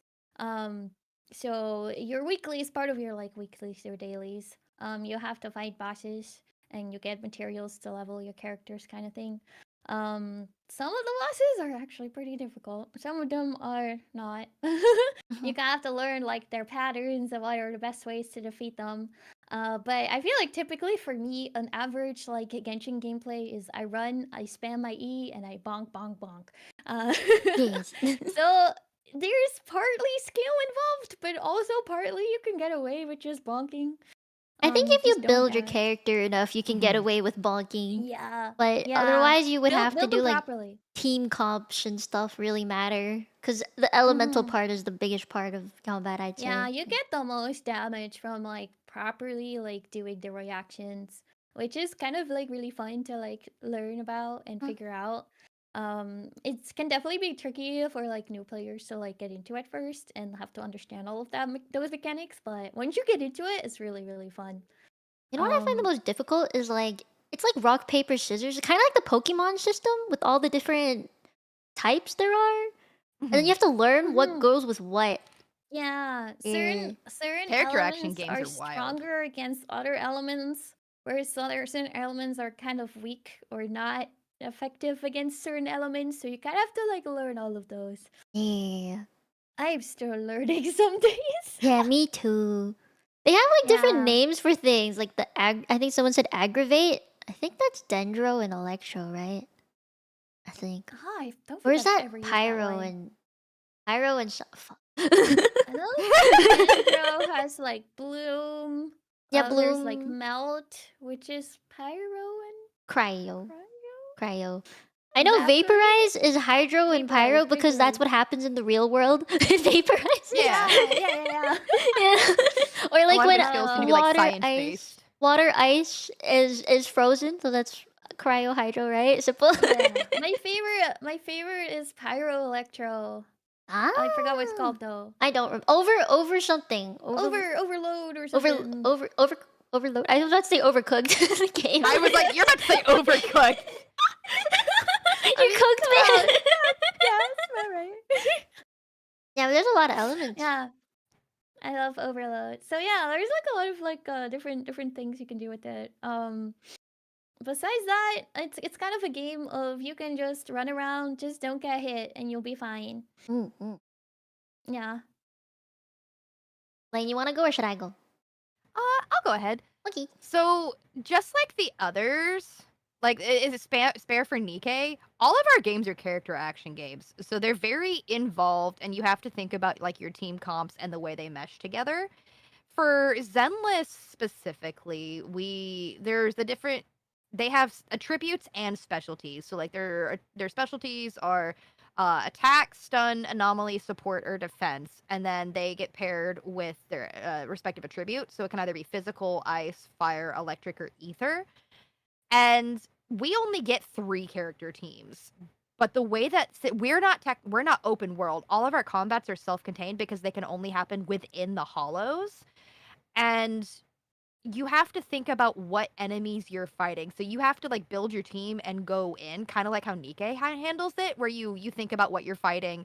You have to think about the elements or whatever like respective attribute to the enemies and build your team and go. What I really like about the combat for Zenless is a lot of it's very rhythm game based, which I mean most character action is if you think about it.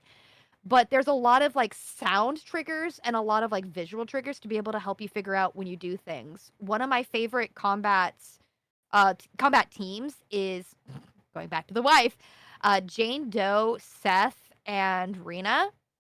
The way that they work with each other, since Seth is a defense character and uses like the shield, if a character is coming in and you hear like the little twinkle, if you press your character swap, Seth will like slide in with a shield and swap out with Jane and stun the character in like response. And the way that they interact with each other when they do the trade out, some of them have like special like voice lines with the combat.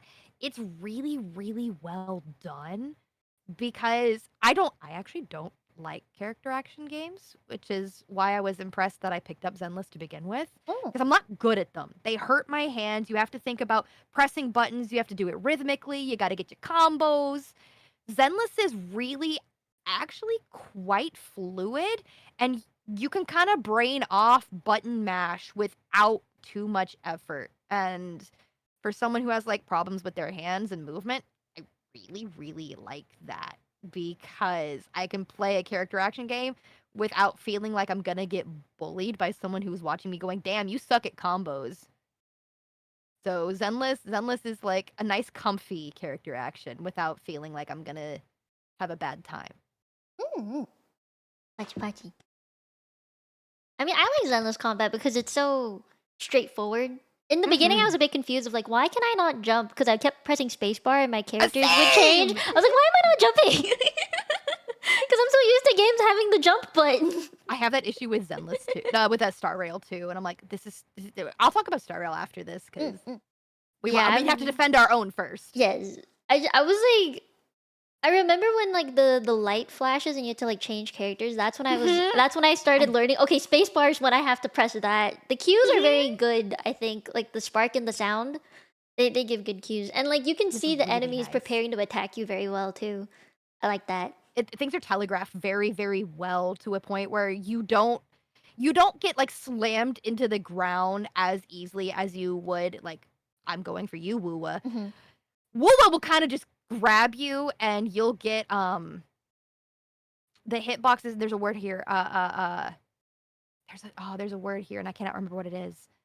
When you get caught in something that's telegraphed but you miss it specifically. It happens a lot with in Final Fantasy and I cannot remember what the term I'm looking for is. I don't know. The snapshot, when you get snapshotted by an attack. And like in Woowa specifically, because I remember doing that, you can get snapshot real good. You're like, yeah, I'm out of that. And nope, you get yoinked and face into the ground. Zenless is very, very straightforward and fluid. And I really enjoy it. Interesting. I feel like Woowa's combat is an in-between of Genshin and Zenless. Because we have the open world. Like we have to go out there and actually fight things in the open world. And there are team comps like not necessarily elemental, but more in the Zenless way of like this thing will work better, like support this one, heal this one, DPS this one, you know. I think it's more like the Zenless way of attack and stun stuff. So in Woowa we have elements. There's cryo stuff, there's fusion, which is like pyro adjacent. And then there's electro, same as electro in Genshin. There's a different, I think a light one called Spectro, and then Arrow for air. I think there's a decent variety. And instead of it being like which elements work well together, depending on the boss, some will be like it's resistant to this element, so you have to bring something else. And when you compose a team, I feel like all the characters individually do a decent amount of damage that you don't really need a full team sometimes, unless you're really doing like bosses or more endgame content, kind of like the tower stuff. But it also has the light circle thing, the rhythm thing that we were talking about in Zenless, where there's the ring that you have to react to. Either you parry it, you dodge it, something, right? And that's where I think it kind of it's similar to Zenless because we have the intro and outro skills in Wuwa, where when you when that light flashes and you switch a character, they have there's like a thing, there's like a animation that response happens. animation. Yeah. So I think that's where they kind of are the same. And Wuwa also only has 3 characters. You don't have 4. So I'm I think Wuwa's like a good mix of Genshin and Zenless combat together. If that's what people are looking for. And I love find that you can dodge.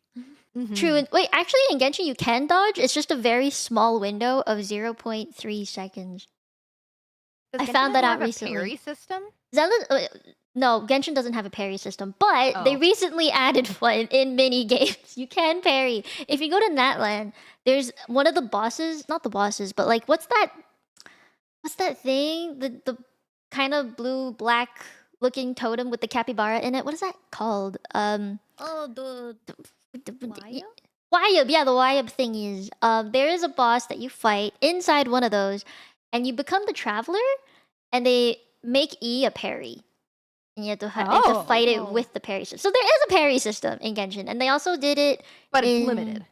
Yeah, it's limited. In Mizuki's story, I think you also had to parry there. But yeah, they do have a parry system. But it's a little different from how Wuwa and Zenless implement it. Are you good? Yeah, Calliope just came in and stared me down and then barked at me. Hi. So I will let you defend Wuwa while I actually here. We'll finish this and then I'll take her outside because I'm being yelled at by a corgi. Okay. Yeah, I think Wuwa when you the interesting thing about it is the intro and outro skills, which I don't think a lot of people have, and we have a forte gauge, which is basically like the you build that up to build elemental damage, kind of like big boom, and then you just go flah with it until it runs out, and then you build it up again. I don't think Zenless or Genshin has anything like the forte gauge, and the elements itself I think are also very unique. Spectro is definitely one that I find to be super to Wuwa. Yeah. Is the forte gauge kind of like a team-wide ultimate or like character No, ultimate? it's character. There's a character ultimate, which is R, and then E, which is skill, and then Echo to use your. Oh, that's another thing. You can use echoes in battle, kind of like Pokemon battles. You can become the Pokemon actually, and just hit everything depending on that certain echo's skill. So one of them could be like an AOE skill. Some of them turn into like a DPS with a sword that just hits everything. One of them is actually very puzzle, it's a little ice cube, which I think is cute. But that's another combat element, which I think a lot of people don't really think about as much. But they can actually be very big for endgame stuff because depending on where you are with endgame, they will say as part of the buffs for that tower is you have to use your echoes get a 240% buff or something like that. But yeah, I think that's pretty cool. So no matter what, even if you have one character. You bringing up the echoes reminded me of the Bang Boos because little the Bang bit. Boos are similar. Yeah, they had I didn't realize just how much Wuwa Zenless overlap there actually was. Well, Wuwa has an echo per character, so each one gets a different one.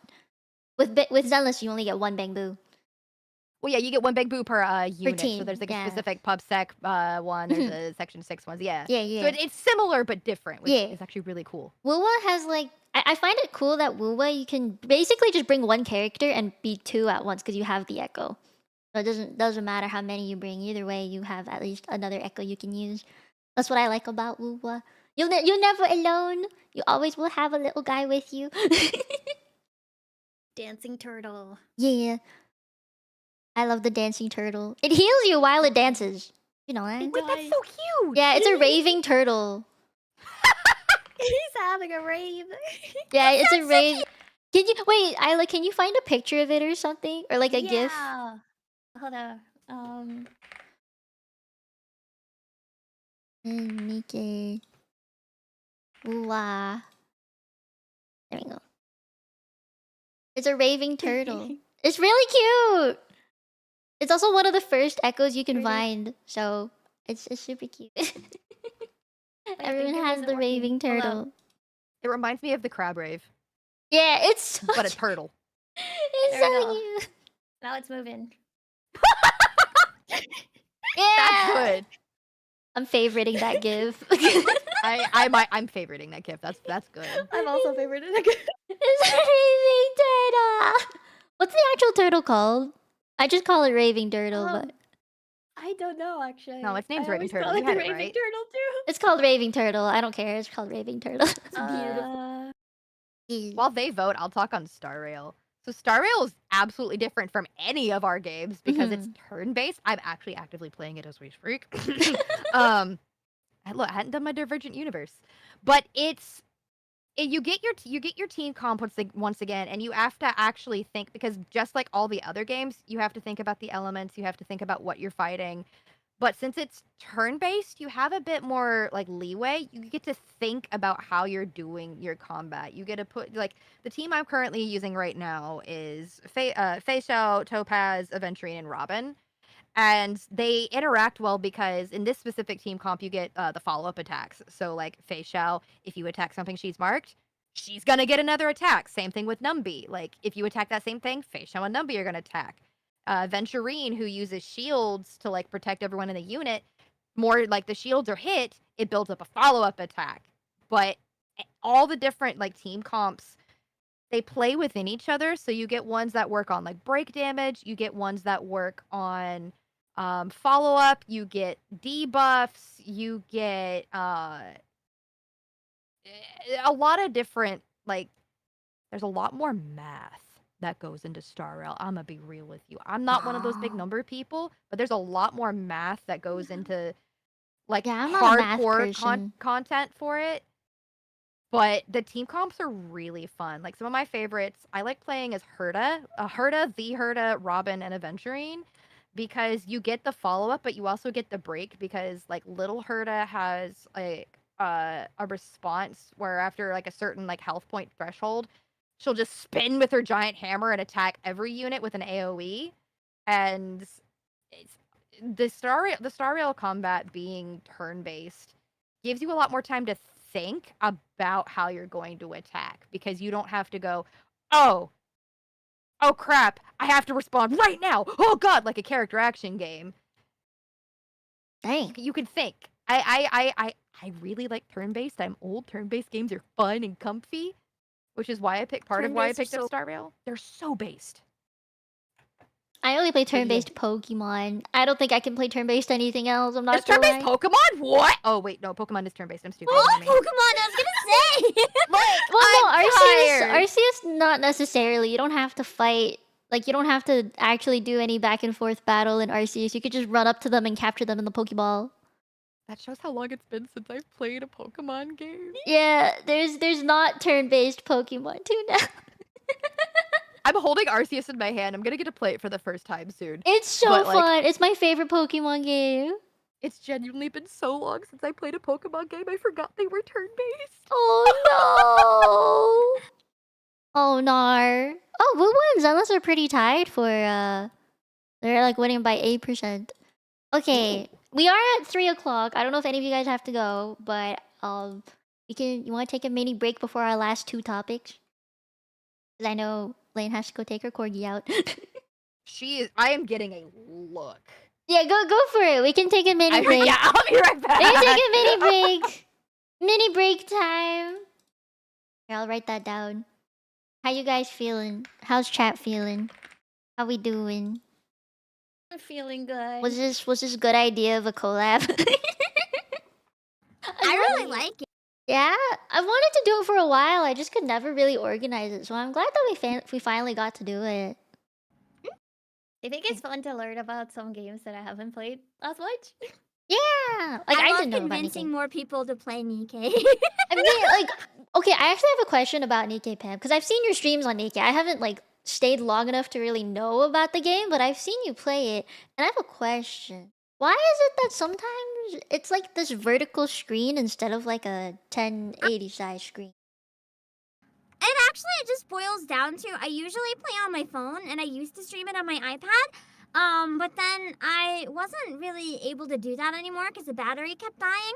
So I keep streaming it on PC, but there's the option to still play with like the same visuals as if it was phone. So I just kind of use the vertical one because it's what I'm used to. It's most familiar. But you can play the whole thing horizontal if you want. I just prefer not to. I'm probably one of the only people. Oh, I mean, it's great for streams because then you can put more stuff on the side. Exactly. Like I really like it personally. It's comfy, but I know that a lot of people complain that I do it. Oh, really? Why? I think it's great that you do that They because want me to play horizontal, and I'm like, no, never. yeah, I mean, like, I've just always wondered because I thought like you were using your phone because like your model is always like on your tummy, and I assumed you're like on your bed with your phone playing or something, kind of like that. Exactly. It's so comfy. Exactly, that's what I thought it was. So you know, I was curious if it was actually like a PC game or not at this point because I kept seeing it Yeah, vertically. you play on PC. Oh, and that makes a lot of sense now. I feel like I'm learning a lot about Nikke today. Like I know plenty about Zenless and Genshin and Mubwe, but like I had nothing on Nikke, nothing. Yeah, I'm intrigued. Yeah. It's really fun to like get people into it too and tell people about it because I feel like it's such a unique gacha game compared to a lot of the other ones. It just really stands out. It's different, and a lot of people just know it as like that butt game. But it's Would actually, you- I did a 30-minute video screaming about how it's more than just a butt game. Okay. Would you rather tell people to play Nikke or Reverse 9099? I think Nikke has probably more broad appeal between like a lot of people. There are moments where I've preferred Reverse 1999 though. It's also a really strong game. It just really comes down to I think Nikke most people would prefer. That's not what someone said in chat. Ah? I mean, is No, Reverse that's fair though. like is it also similar to Nikke in that it's very plot based and there's not as much gameplay like combat stuff? Well, with Reverse 1999, it's very, very plot based. There is combat, but it's more like kind of card based. Like each character has 3 different attacks that are cards, and it gets all shuffled up, and you have to use different ones. Oh wow. The story is really long, but it's really good. But there's not really the fan service to draw people in. Like it's literally a gacha with almost no fan service. Oh, So reverse. it's kind of Mhm. yeah. You kind of either love it or you don't. It's a very niche thing, but I really love it. Oh, Repent said Silver Palace reminded me of Reverse 9. Okay, have you guys seen the trailer for Silver Palace It by any looks so chance? I good. haven't yet. No, please watch it You soon. need to. It looks so Are we all good. playing it? I I want to play. I want to play a Probably drifting it. horse. There's a drifting horse. There's a drifting horse. Wait, did you see the Silver drifting Palace horse? So Okay, go good. ahead. Have you seen the drifting horse? Please tell me you've seen the drifting horse. I'm watching it right now. Look at the drifting horse. And I love the bunny girl who's just breaks this guy's neck. I'm sitting I here. I'm love like, the girl please at the don't get me into more bar. gacha, but also just stares into gacha. I need to drop a gacha. I've already low-key dropped Zenless. I don't play it daily anymore. There's too many. Too many games. Maybe Star Rail. Oh. I actively, so I have Star Rail, Zenless, Infinity Nikki, I have Love to and drop Deep Space. Infinity. What else did I? Oh God, I'm playing a lot. Like I used Oh, to have. Wayne, I have to tell you later. uh-oh. There's a Borderline NSFW game inspired by Love and Deep Space. Wait, can I Hey, know yo. too? Yeah. Please. Yeah. Wait. Throw it in the server. Throw it in the server. It's a gacha server for a reason. Like I'll probably be adding was- Reverse 1999 because Pam has. I found out that it has a Steam client. I dropped Nikke because I ran out of space on my phone. I used to play Fate Grand Order, and I still kind of residually play Fate Grand Order. I played Uta Macross for a long time before it ended service. Hi, I'm a really big Macross mark, but yeah, I played Love Live. I played Bandori. I played Bandori! Colorful Stage. Me too, me too. I've lost control of my Wait, life. we got a question from a super from Diangibo. Bonus question: who of you guys has the most gacha luck? I mean, I'm a dolphin. So, I don't know if it's luck, but it's my Tenchi's throwing money at me to pull for characters until I get them. So does that count? What? Okay, but what's your pull rate? That's the better Um, question. I've gotten 2 5-stars in a row. Like that in one 10 pull, I've got 2 5-stars twice now. My first one was Wanderer and agree. Chi-Chi. My second one was 2 Nahitas. And then within single 10 pulls, like right off the bat, I got Nahida at 4 pity, so she's like my baby. And I think it was Chaska within 10 pulls or so. And Linny also came early within 40 pulls or so. I think I'm pretty lucky lately, but I've lost plenty of 50-50s. Yeah. I've gotten early though, which I'm happy. Wait, Isla's out of the race? Why? What happened, Isla? You want to talk about it? Yeah, what happened? Thank you, Ghost. Okay. Well, typically I go to hard pity and I lose 50-50, so I have to go to hard pity twice. But my recent worst luck experience was not when I was pulling for a 5-star. I was pulling for a 4-star. I can share that pain. Oh Yeah, no! they're harder to get than 5 stars because there's no guarantee. And I pulled 9 Barbaras in a row. Is that good or bad luck? That's Yes. terrible. I wanted Aurora. He just did not come home until I actually spent money on him. Oh no! But I have to say my bad luck streak was broken like last week. As I had the most luckiest day of my life. And of course it was on the day I was playing the Albedo event. So I think it was just Albedo day that was bringing me luck. But I pulled a 5-star on like 10 pity. Oh And I yeah! did lose the 50-50. But then I instantly basically pulled another 5-star. Patchy. Yeah. I don't Yeah, wanna it will never talk happen about my again. rolls. Albedo Oh day is no! over. What so, happened, yeah. Lane? I've What never rolled a happened? double 5-star in any of the games I've ever played. Oh no! I'm so sorry. Back when I played Fate Grand Order, I was definitely a whale, and Fate Grand Order back in the day did not have a pity system. Oh no! And when Scotty Sorry. first dropped, I had like several hundred worth of like the currency to play the game. I had like 600 something. And it's 30 per roll. 30 per 10 roll. And I'm sitting here, me and a bunch of friends, we're all pulling for Scotty. We all have about the same amount of quartz. I didn't roll a single Scotty in my 600 plus quartz. And my friend to my right pulled 3 copies. Oh And I wanted to die. I'm And so the Fate Grand sorry. Order pity is garbage because you have to pull like 330 times before you get to the Hey. pity.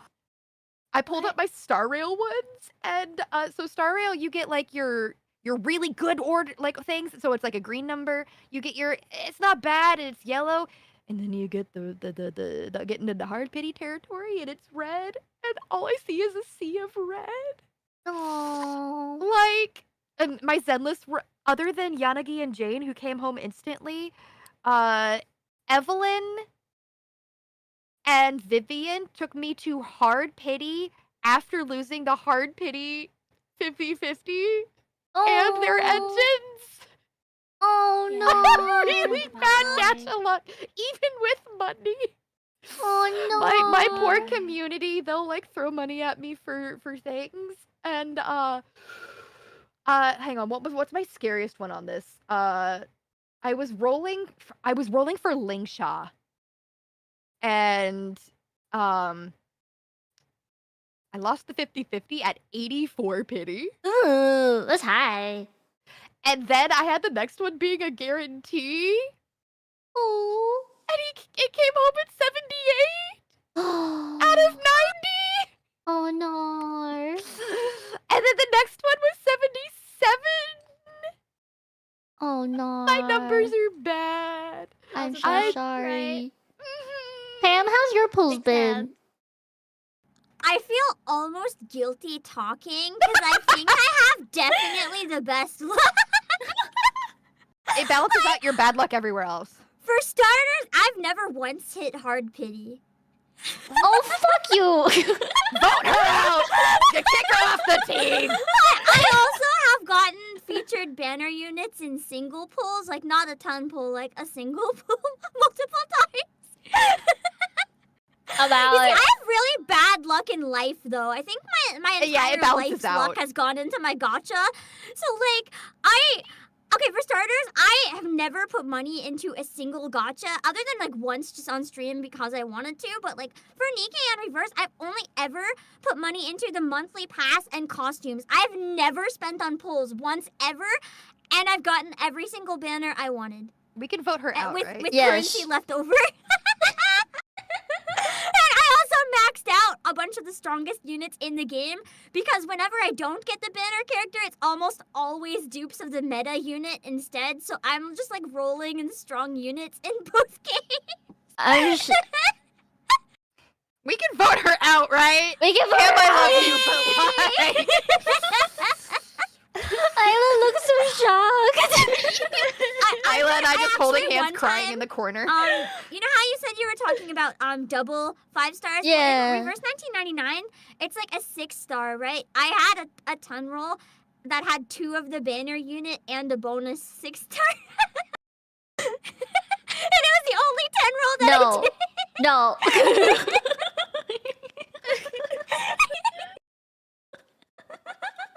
How dare they? No, but to be fair, the gacha games that I play compared to you guys are known for having like really free-to-play friendly That's rates. fair. So like in my defense, my games are a little more generous. I have played all 3 of those games, and in those particular games, I only had a few ton pulls to begin with because I don't really save a lot in those ones. But I failed every time except for Goro. Damn. So to be fair, my 2 games are just really kind. I think the next topic we could talk about. I mean, we kind of already talked about free to play or like our luck in this one, so I think we can skip that one. But Nikke is easily the most free-to-play Yeah, friendly of all of I our games. think- Like, that's not even a I'm challenge. noticing that. we can do like our last 2 topics and end with the waifu. So, would you rather talk about the trailers or character building?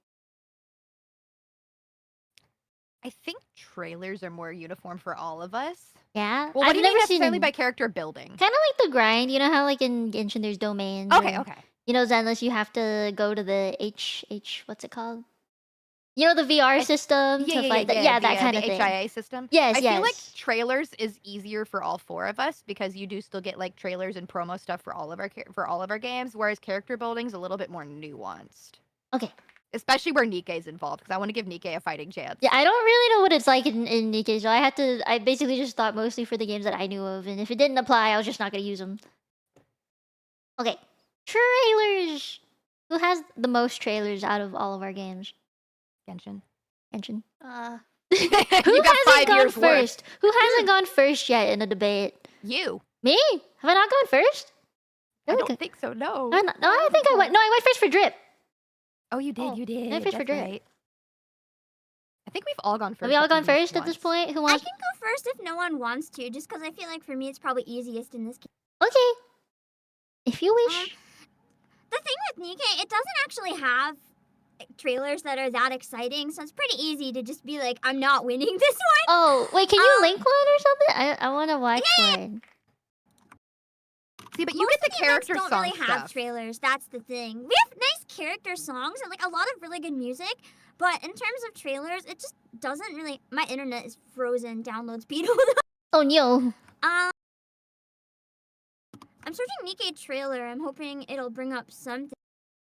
We're not really known for the trailers. Like for the anniversary events, it has trailers, but they're kind of just like a few 2D images and like super vague. They don't have a whole lot because they don't really need. They more get attention from sharing like images of the characters on Twitter or doing live streams. But the trailers aren't really where we stand out because I know that at least with Zenless and Genshin, there's like massive character trailers, EPs, and all this really cool stuff. But it's like Nikke doesn't really rely on it. It kind of markets itself, so it doesn't need to invest in trailers, for lack of a better way to put it. I'm trying to find a good one. Most of them are just really simple and basic.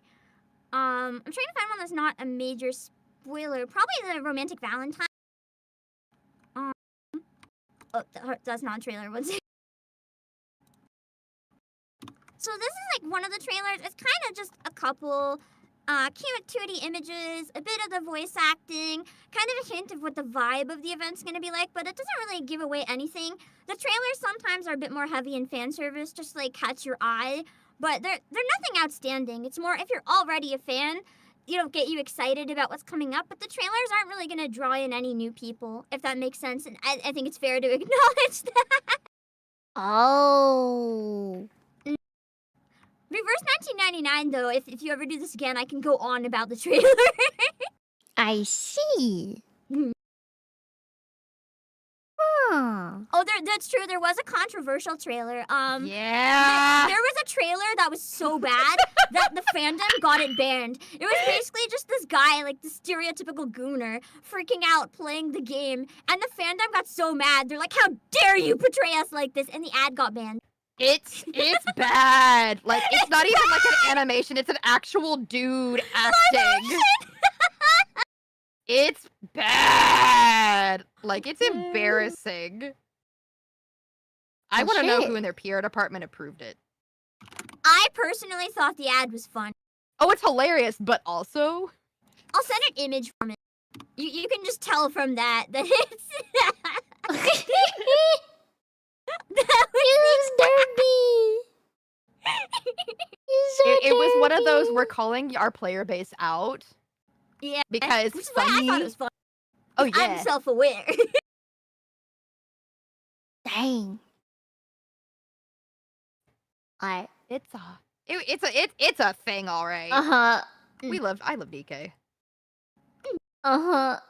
And I like the art. I do like the art a lot. I've always said that about Nikke, is I always appreciate the art that it has. I like that they do the live 2D like promos. Me too.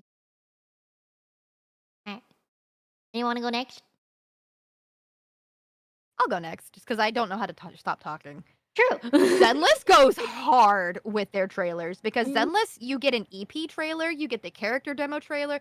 We want to talk about one of the most iconic trailers for Zenless. We pull up Bernice, because that thing went so viral, so fast. It's like, you want some snacks, or a drink, or a little flames, and then it goes so hard. Like that thing. And the fact that the next following one is like absolutely gut-wrenching, heartbreaking. The newest one that just came out, Hugo's. Pam and I were talking about this the other night. Hugo's goes so hard. I haven't seen it yet.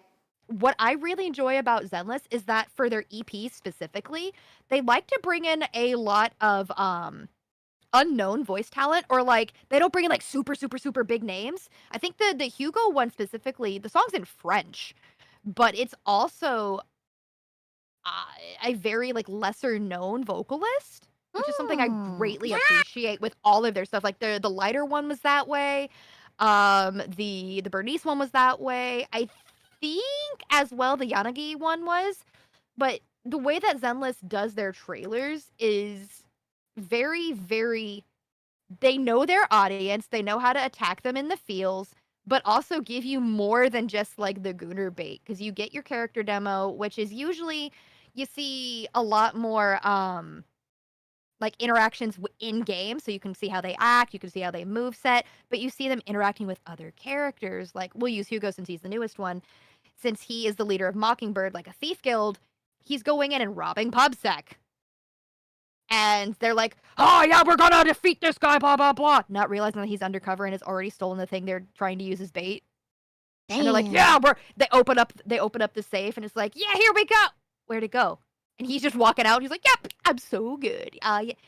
And then you get his actual EP, which translates to My Curse, My Fate.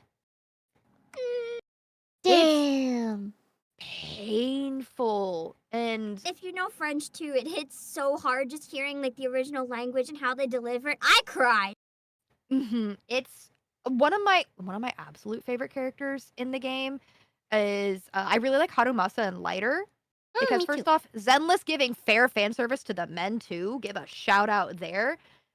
But the fact that they use the EPs in their character demos to give you a lot of character backstory without having to like cram it into the game, so everyone gets their own time to shine. Like Lighter, you get his entire backstory with him being he used to be a mercenary, and his entire group got pretty much murdered by a bunch of ethereals in the Hollow, and so he goes into like underground ring fighting to save up money to send his dead best friend's daughter through school.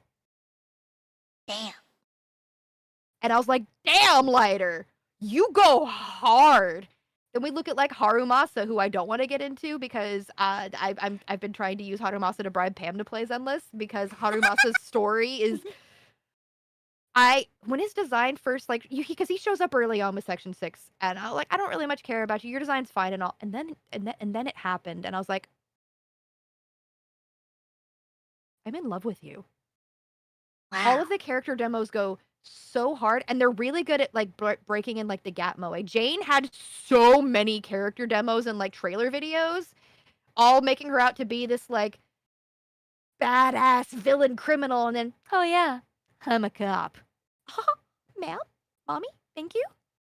Zenless knows how to market. Mm-hmm. Damn. Zenless, I think, has one of the best songs, like OSTs in general. Like, I think they're definitely up there. I have like a personal, I guess, bias with Zenless because Astra Yao speaks Cantonese, Astra! and I love Astra! like I have not heard Cantonese in any of these games because I mean Cantonese is like a Chinese dialect, Yeah. and I've just never heard it in any game until Astra. So when I heard her sing in Cantonese, I was just like, wait, no, wait. Astra has a special place in my heart as well because her JP VA is Aya Endo, who is the speaking voice of Cheryl Gnome in Macross Frontier, and Maine, who is the singing voice of Cheryl in Macross Frontier, went back and covered one of the Astra songs, and so it was Astra's just Cheryl, and I'm like, I'm in love with you. I don't even care. I'm in love with you. You are like, I saw someone in chat bring up Caesar, who's the leader of their biker gang. I'm Butch Tomboy. But I have a gap moe and I really like shoujo and ooh, like her character song is literally like city pop, bubble pop. I just wanna get smooched a little bit. Nah. Man, okay.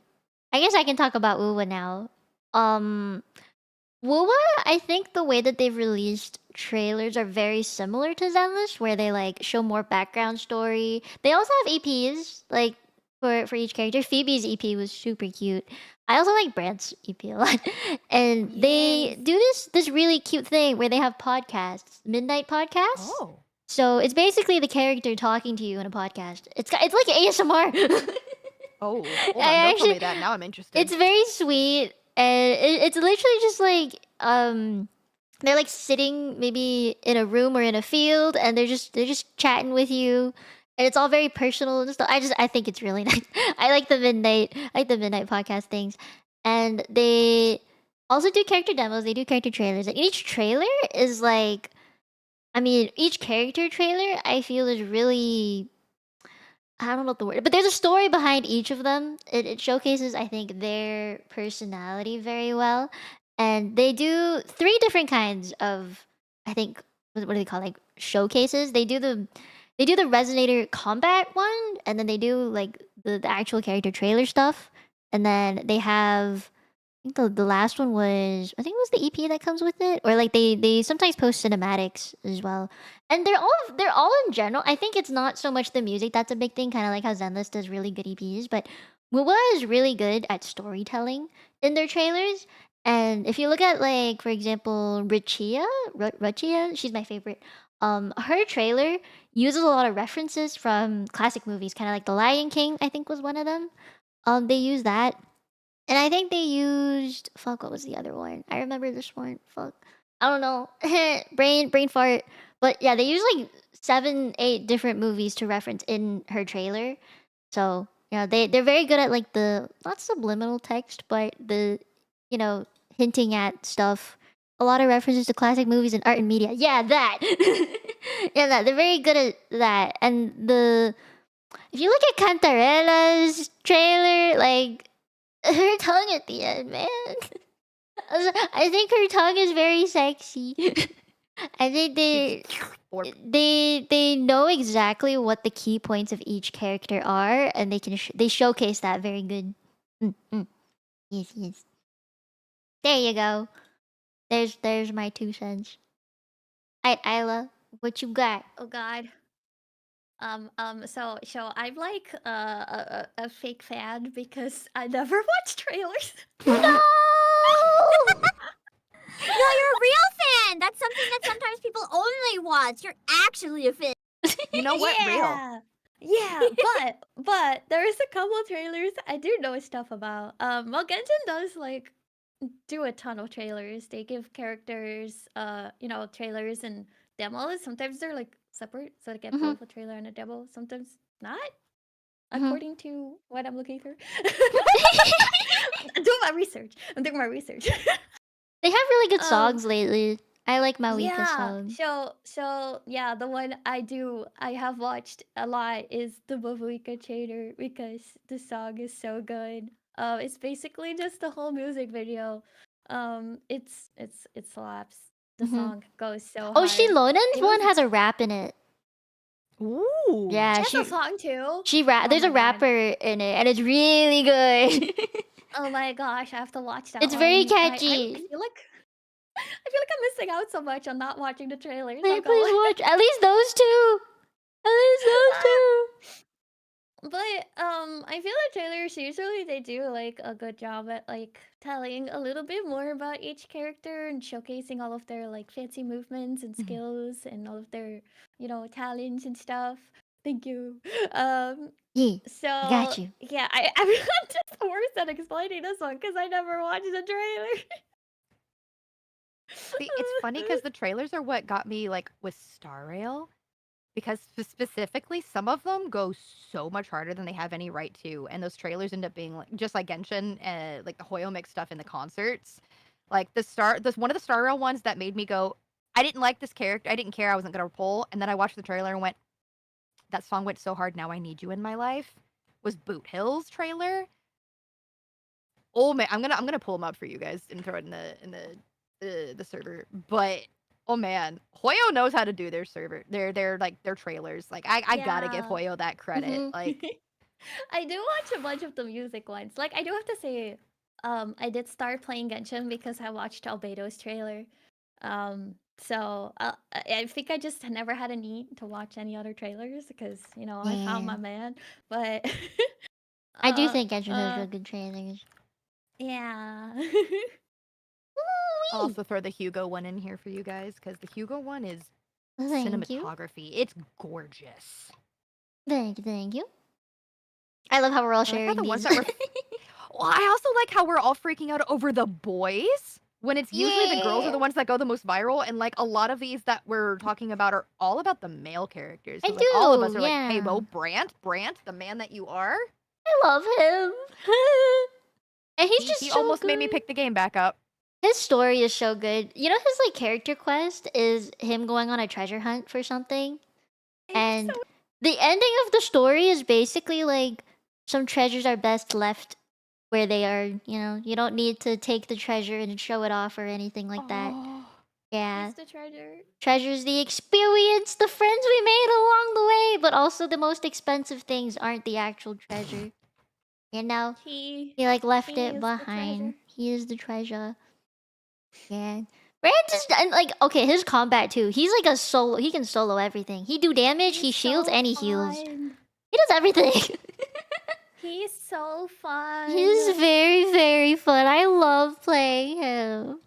He made me work for him too. Me too. Unfortunately. he was a character that almost made me pick Wooba back up, but I'd have to play the game muted, and I that's not fun for me. No, yeah. Like I when would I not think of want music to. and trailers, one of the ones that lives rent free in my heart is the Herda one because it literally starts with a Kizuna eye reference. Mmm. The amount of references in it specifically, I just linked it in the server. Yeah. Herda goes hard. I've seen it, yeah. It's so good. I need to go watch the Genshin ones, and I want to go watch the Woo ones now. Mhm. I know I've seen the Chun-Li one, and I think that's the only one I've seen. No, and I watched the Painter Girl because cute girl with glasses by default I'm Judger. paying attention. I don't know if you know Against the Current, the band Against the Current. I used to listen to their covers a lot when I was growing up in like 2010s or like 2000s era. But the singer of that band sang the Genshin trailer for Mawika. Oh, I do Yeah. know who this is. Yeah, I love her voice so much. Yeah. I was like, I recognized this voice when I heard it. I was like, I know you. I know you. You're like, wait a minute, yeah. And then I found that it was Chrissy, and I was like, whoa! Ain't no way you my worlds are colliding. So yeah, I was very happy when I found out it was her. Honestly, speaking on trailers makes me kind of glad that I didn't watch the Star Rail ones before I started playing Star Rail, because it made the very first song that you actually hear when you get on the express, Take the Journey, hit so much harder, because it's almost like eerie and ghostly, and just the way that the Star Rail marketing was specifically. I cried. Like, it hit me so way. I out of nowhere, I'm like, yeah, we just beat up this big thing. Come with me, take that. And I was like, sobbing. Honestly, it's partly why I kind of don't watch trailers. Is I like to just learn about the characters in the game.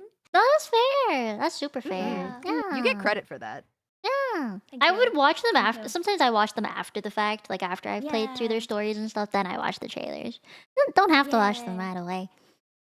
Yeah, that's true. I need to just go back and watch all of the ones I haven't watched. You can do a stream out of it. Reaction streams get a lot of views. It's true. I'm just gonna watch all of the Genshin trailers. Yeah. Okay, Zenless won that one by like a landslide. Okay. Bernice happened. It was kind of an unfair fight, because I know people who don't even know Hoyo or Gacha who saw the Bernice video and went, "What the fork is this?" And I'm like, look. Or even Weebs found that one. Yeah. Bernice went absolutely so viral. It was impossible. My grandmother sent me a text message going, "Lane, what is this cute girl? I saw a video of it. I was like, Grandma, no!" Has your grandma Gacha games? has your grandma found the Ruby tag? Hi. Has she found that one yet? I hope she hasn't. I hope, more than likely, the answer is going to be yes, but I am praying the answer is no. I've heard my mom was like on her phone the other day, and I heard the Ruby tag coming out of her phone. More flashbacks. I was so scared. I feel like she looked at me and looked like she was gonna ask what like the characters were saying, and I was like, don't ask me. I looked away. I ran away. Okay. This is our last one for today. We actually went overtime by a little bit, but I expected that. And I kind of wanted We're that all to happen. yappers. It's Yeah, chronic. we are all yappers. Oh yeah. This is the debate to end all debates. The best waifu. Who has the best waifu? And I would actually say, chat, please help us defend our waifus of each game, please. I'd say you can pick two. Pick two waifus from your game, because I know there's a lot of waifus in existence. So pick two waifus from the game to defend. I need some time to think. I think this makes me lucky in just this moment for once, because my game is so new. I don't have a lot of characters. I have too many waifus to pick from, guys. Help. Help. I think Genshin waifu, you got Navia to pick from. She's best waifu. Honestly, I think Yeah? she's best waifu. She's got a job. She's rich. She owns property. She's giving. She helps. She's charitable. You know, like she's best waifu. I don't know what best waifu in Wuwa is. There's too many waifus. See, I by default have an answer for Wuwa because Yinlin happens, and as a doll, I feel like I have to respect the puppet Oh, that's master. fair. Yeah, there's Shorekeeper. I would say Shorekeeper. Zani. Shorekeeper. I'm trying to get this image Zani. Yeah, Zani's a to pretty good to waifu. get in here, and it's not working. Please, please, please. let me- Jinshi. If I had to pick two, why would Jinshi was kind of stupid in my opinion. I'm sorry. I love Jinshi. I love her. I just think that she was a little silly for going off on her own to Mount Firmament. Yeah. Sitlali is also a very good option for Genshin. Kartathea. Cartathea is very good, yes. I need like actual images to defend Cartathea though. She's just very cute. I'm admittedly cursed for my Genshin waifu because Rosaria. Oh Nobody yeah. ever remembers Rosaria, but I like my tired my tired goth nun. She scares me. Oh Oh, she's boy. hot. Can Lighter be a waifu? Lighter is absolutely a waifu. See, this is waifu wars, not husbando wars, though. To be We fair. have. I was thinking for the next debate we have husbando wars. I'm in.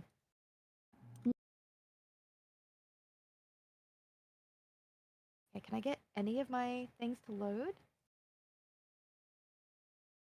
Okay, these images are fighting me. Hello? My answers are Astra and Jade. And you already So picked difficult, yours? there's I'm not too many ready. characters. Like, I by default have to give one to Jane. Yeah. Because Jane got me back into the game, made me care, and I fell in love. And, you know, stat Rex. I gotta love her. Astra's like perfect girlfriend material. Astra and Evelyn, they're a paired package. You can't split up the Yeah. girlfriends. You cannot. The girlfriends stick together. And like I really like Rena. Oh shoot, now I'm thinking again. I'm so torn. I don't know what to do. The waifu wars. I can go first if you guys need, because this one's just really easy for me. Okay, Yes, please go. So I'm just gonna say right away that is the number one best Nikke. If you're a big fan of Trauma, her event is one of the number one. I think for me, other than chapter 1, it was the moment that really broke me, and I've never quite recovered. She's such a good character that she's become a meme in the entire community. Like, you've probably seen these things at least somewhere by now. And she has a really good balance of writing too. Like, she's a fun character. She doesn't just meme for no reason. How do I explain her? For starters, I might be a little biased when I say this. Do you know what I mean when I say, like, there's a character that's a wife, and then there's a character where you're like, I can fix her, but then there's a character where you're like, I want her to break me? Yes. Yeah, she's very much the, like, I want her to break me type. Oh. God, she's gorgeous. That's a character I'd cosplay. I'm gonna be real with you. So, I can't say too much because I don't want to get into her story, because it's one of those things where it's good to witness it for yourself. It's an event that's gone now, but it's one that can be replayed at any time. It's like been added back into the game permanently because it was that good. And basically, for her, she's the type of character that she's not necessarily the best person. In fact, she's incredibly selfish. But what she went through was so horrible that she kind of basically resents all of humanity at this point. So you never really know if she's on your side and wants to, like, help people, or if she wants to actually just, like, down with humanity. She's scary, but she's great, and you understand why she feels the way she does. She's very underhanded too. Like, she's really fun to watch, and her voice actor in the English dub has made me cry harder than I think any voice actor in any English dub ever did. They did such a wonderful job with her. And with the event, you get to go into detail with her backstory too to find out why she's the way she is. But also, when she's not being really, not even evil. When she's not being her, she has this very smug expression. Like, she will look down on you. And you will like feeling like dirt. It's hot. great. That's pretty hot. Powerful women, am I right? Mm-hmm. But yeah, she's a little unstable, but you know it's fine because that's why we love her. Yeah, if you like danger women. Yeah. Danger woman. Woman. Also, the only other thing I'll say instead of a second character is kind of what I said earlier.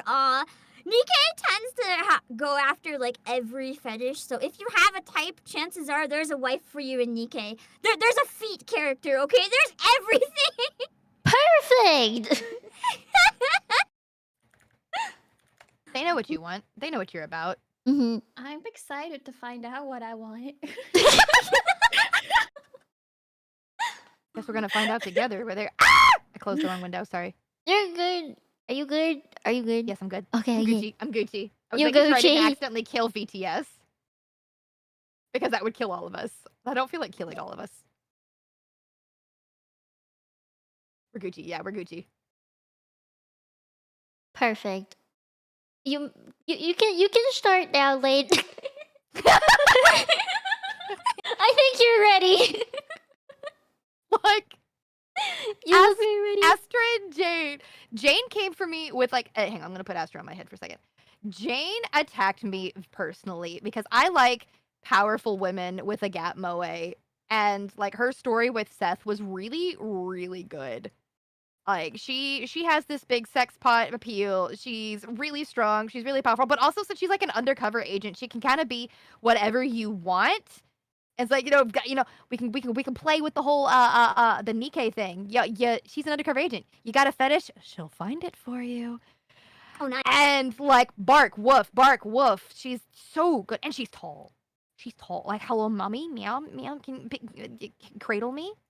And then we get the goofy like shoujo idol Astra, who is just absolutely in love with her bestie bodyguard Evelyn, and she's so down to earth despite being this big pop star idol. And I'm like, you're such a dork. I love you. She's so powerful. She's so strong, and it still hasn't been discovered yet whether or not what happened in one of her her demos happened outside of a hollow, or if it was just like an imagination kind of thing where she was using her ether powers, because if she can use her ether powers outside of a hollow, that makes her single-handedly the strongest character in like the freaking game. Dang. Also, yeah, it's hard deciding whether or not you're shipping Astra with Evelyn or Wise, because like the waifu wars and the harem wars, they're pretty potent. I'm looking at you, Vivian. Vivian. Vivian is super cute though. I like. She's so cute. The part 2 of the story when it starts and her on the couch, I was like, oh, they know what they're about. That animation was way more fluid than it had any right to be. Fair. I guess I'll go. Oh boy, Isla, have you thought of yours yet? Just Yes. out of curiosity. Okay. I'm keeping it a surprise. Okay. I have big booby mommy Cantarella for one. She is waifu for one of many reasons. She's the head of the Thessalias, so she has a stable job. No, we like a waifu with a stable job and authority, and she's a very forgiving person. You know, when people tried to poison her, she let them be. You know, when in the battle, she saved the people that she was supposed to be battling against. So very, very soft-hearted on the inside, and she gave up gaining extra power, her second awakening, for the sake of saving basically the entirety of Rinasita and the life of Kartathea, the god, the Resonator Pokemon trainer. And she has a really hot, sexy tongue. I remember the Wuwa fan base went bonkers because I'm sorry, it might be a little sus to say, but they rendered out her camel toe. They did, and I was so upset. I was so upset. Like they totally could have just left that in there. I swear, it's just anatomy. I don't know why they were like, nah. You know, they should have totally left that in there. I'm just saying. It was powerful. You know what they also did that I'm still really upset about? What Wuwa did? They got rid of Scar's dick. I'm sorry, what? Aw, chipper. Yeah. He had like junk, and then they edited it out. They changed his model so he just did not have junk anymore. They turned him into a Changed Ken his doll? model. Yeah. Oh no! Let me look up the before and after. Hold on. Wait, I want to see this. I'm having flashbacks to Genshin when they nerfed Rosaria because her boobs and butt were actively breaking the game's like coding. This isn't like the best picture, but it's a picture here. Actually, it's very high def. It's like 4,000 by 3,000 pixels. They got rid of his dick, guys. Oh, Yeah, they got rid of his bodysuit and gave him pants. yeah. You So see they went why from I a was drop crotch to no upset? drop crotch. No Bruh. crotch zipper. Here, no let me show more. chat real quick before I talk about my second waifu. To be fair, the second one gives him more of a easy access. To be Oh, fair, 'cause dang, there's this a is a zipper huge- right there instead of a bodysuit. That's Whoa! a big picture. Sorry. There we go. Yeah, his junk is now flat, which made me very upset because I think they should have kept it. I'm just saying, I don't think it was doing anyone any harm, but they got rid of it. So, made me a little sad there. Scar has if evil, why hot? Because that's the kind of man that I want to break. I'm gonna be real with you. So fair. So There's fucking this fair. thing that I say: there's good evil and bad evil. I think that was a Yeah. sad evil. Okay, Yeah. wait, I have to Sad talk evil. about my second waifu because there's this girl who's real cute and is too scared of emotional attachment. We were sitting on a boat together and she was like, I don't know if I should sit next to you or touch you because is this appropriate? And then the boat, it tips a little bit and then she falls on us, like on our chest. And she ends up looking like this little cutie. And she's all shy, she's and the MC's just like, hey, cute. You know, she's a baby that we all must protect, but she's very waifu because she just wants to protect you, and yet you end up protecting her. And it's a very nice reciprocation. There's a lot of cute moments with her in the game, and she just wants to be a good resonator for the entirety of Rina Sita. And at the very end, when we do big boss fight with her basically big booba self, her post puberty self, I guess. She sacrifices herself. Like she actually dies. She gets hit with a sword. She gets impaled. There's a big cutscene where that happens, and she fades. Like her body fades out. It's a very big thing. But then obviously we saved the waifu, and she's alive now. But it was very bad. It was a very very scary situation. I just need that to be put out there. Very very scary situation. But yeah, we brought her back. We brought the cutie back. It's just she really she basically died. She actually did die for like a few minutes to hours there. And she's very self-sacrificing, but also very shy and cute, and therefore best waifu. And her design is also really nice. She's like a god who doesn't know she's super powerful. You know, in a way, it's kind of like Farina, where after the very end of Fontaine, she's just like, I don't know what to do with my life now. I'm normal. I can just live. She's also kind of like that. She's like, what do I do? And the main character is just like, just live, just have fun, just do what you want to do, and that's what she's doing now. Basically, it's very very sweet. Yeah, there. Those are my two waifus. There you go. Honorable mention Zani because I think her boobs are hot.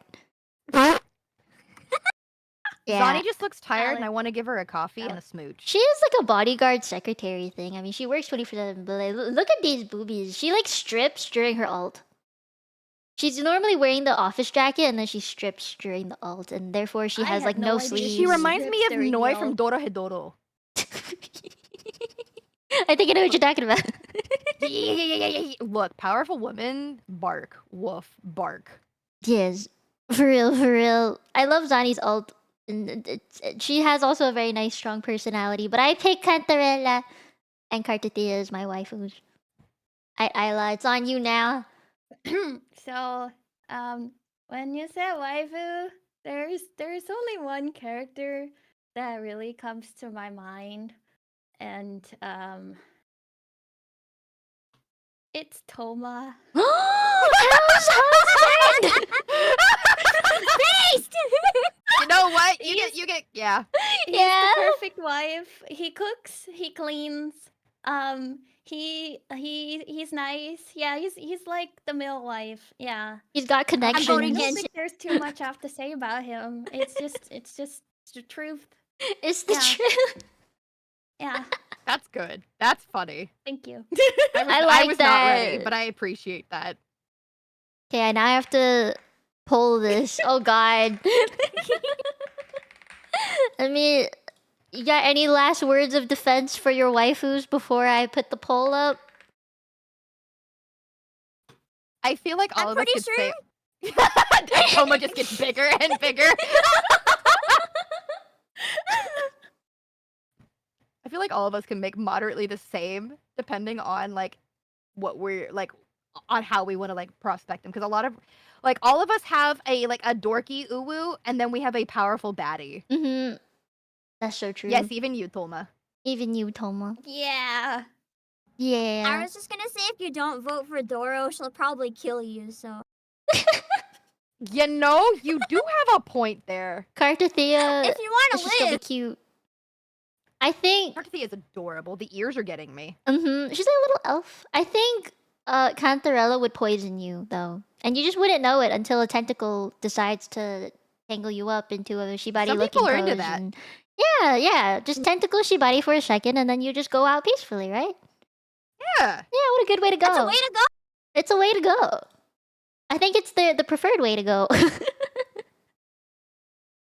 Man, Toma will Nikke winning. I see you. I think the fear of death. The fear of death is working. Cantarella wins by tongue. Jane Doe licked the apple weird. Yeah, but you know, Jane and Cantarea both have funny tongue stuff in their trailers. They do. One's an apple, one's a cherry. Yeah. See, but at least Jane gets the actual cherry boy, because Seth... I forgot to bring it up! Poor Seth being the only character who doesn't know that you're Faithin, because his brother, who is like one of the chiefs of PubSec, is like, don't tell him, because I don't think he'd be able to handle it, and he would spill the beans, even though it's the worst kept secret anyway. Mhm. Yeah. Poor Seth is such a Seth. baby. I love Seth You know, so maybe much. next debate we do, we can pick best Babu. Best Babu. Yeah, yes. Yeah. Ah. Oh, we'll do that next debate. It looks like Toma is hitting Pam's head. A little bit. It's Toma versus Doro.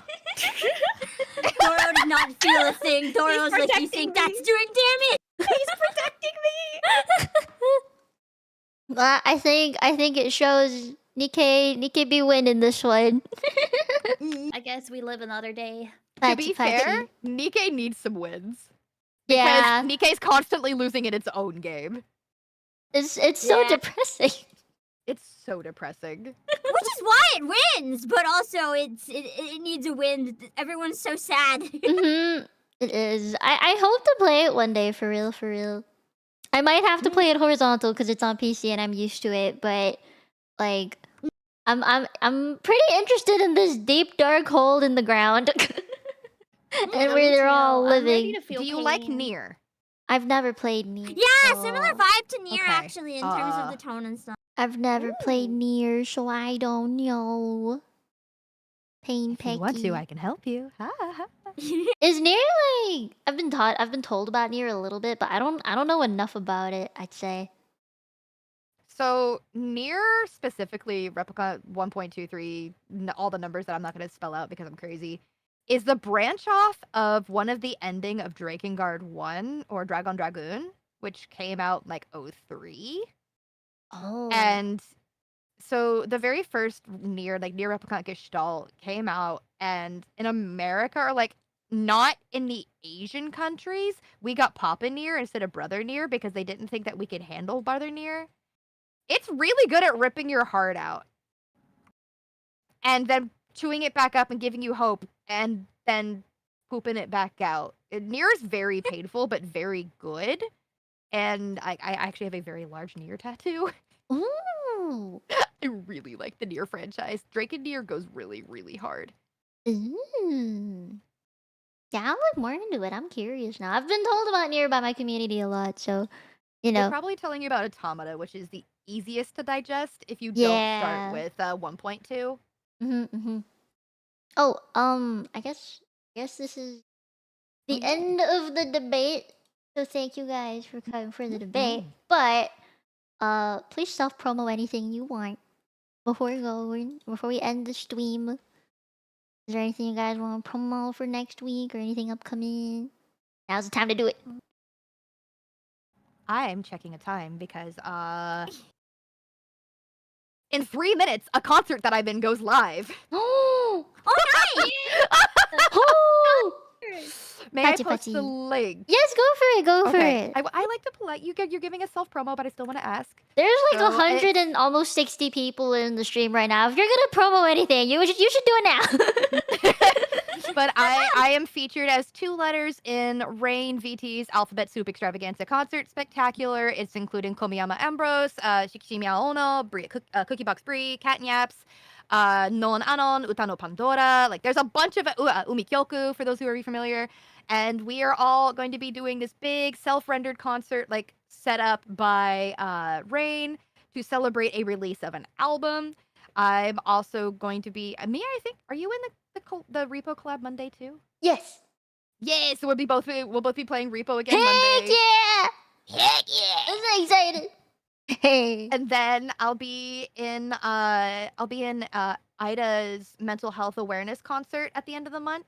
Well, you're busy. I'm real busy. Can't stop, won't stop. The grind never stops. That's the motto of gacha players. Am I right? So true, so true. I have a lot coming up, but I'll pass the torch because I don't know how to not work. Pam, Mila, you got anything? I've been kind of like going through it this week, and I found a real shit post of a game, and I was like, you know what? I could use that right now.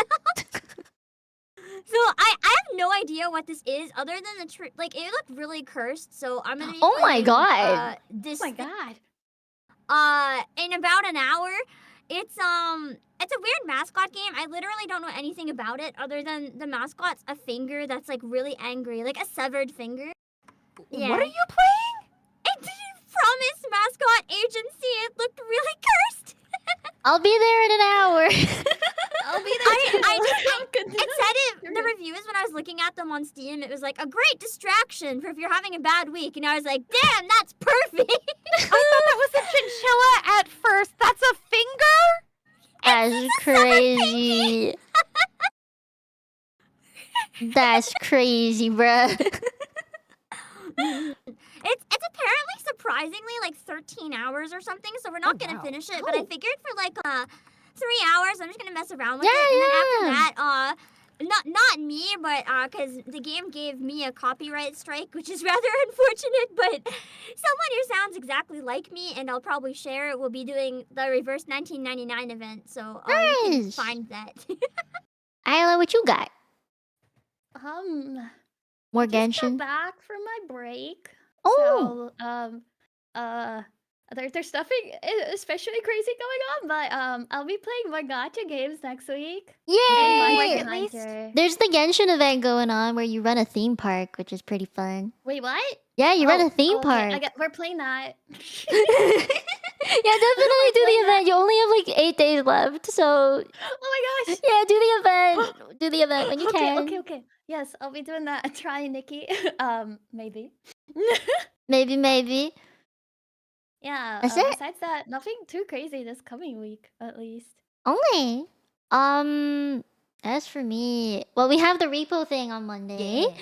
I think is there any gacha up? I think the Wuwa Phase 2 is it coming this week or is it next week?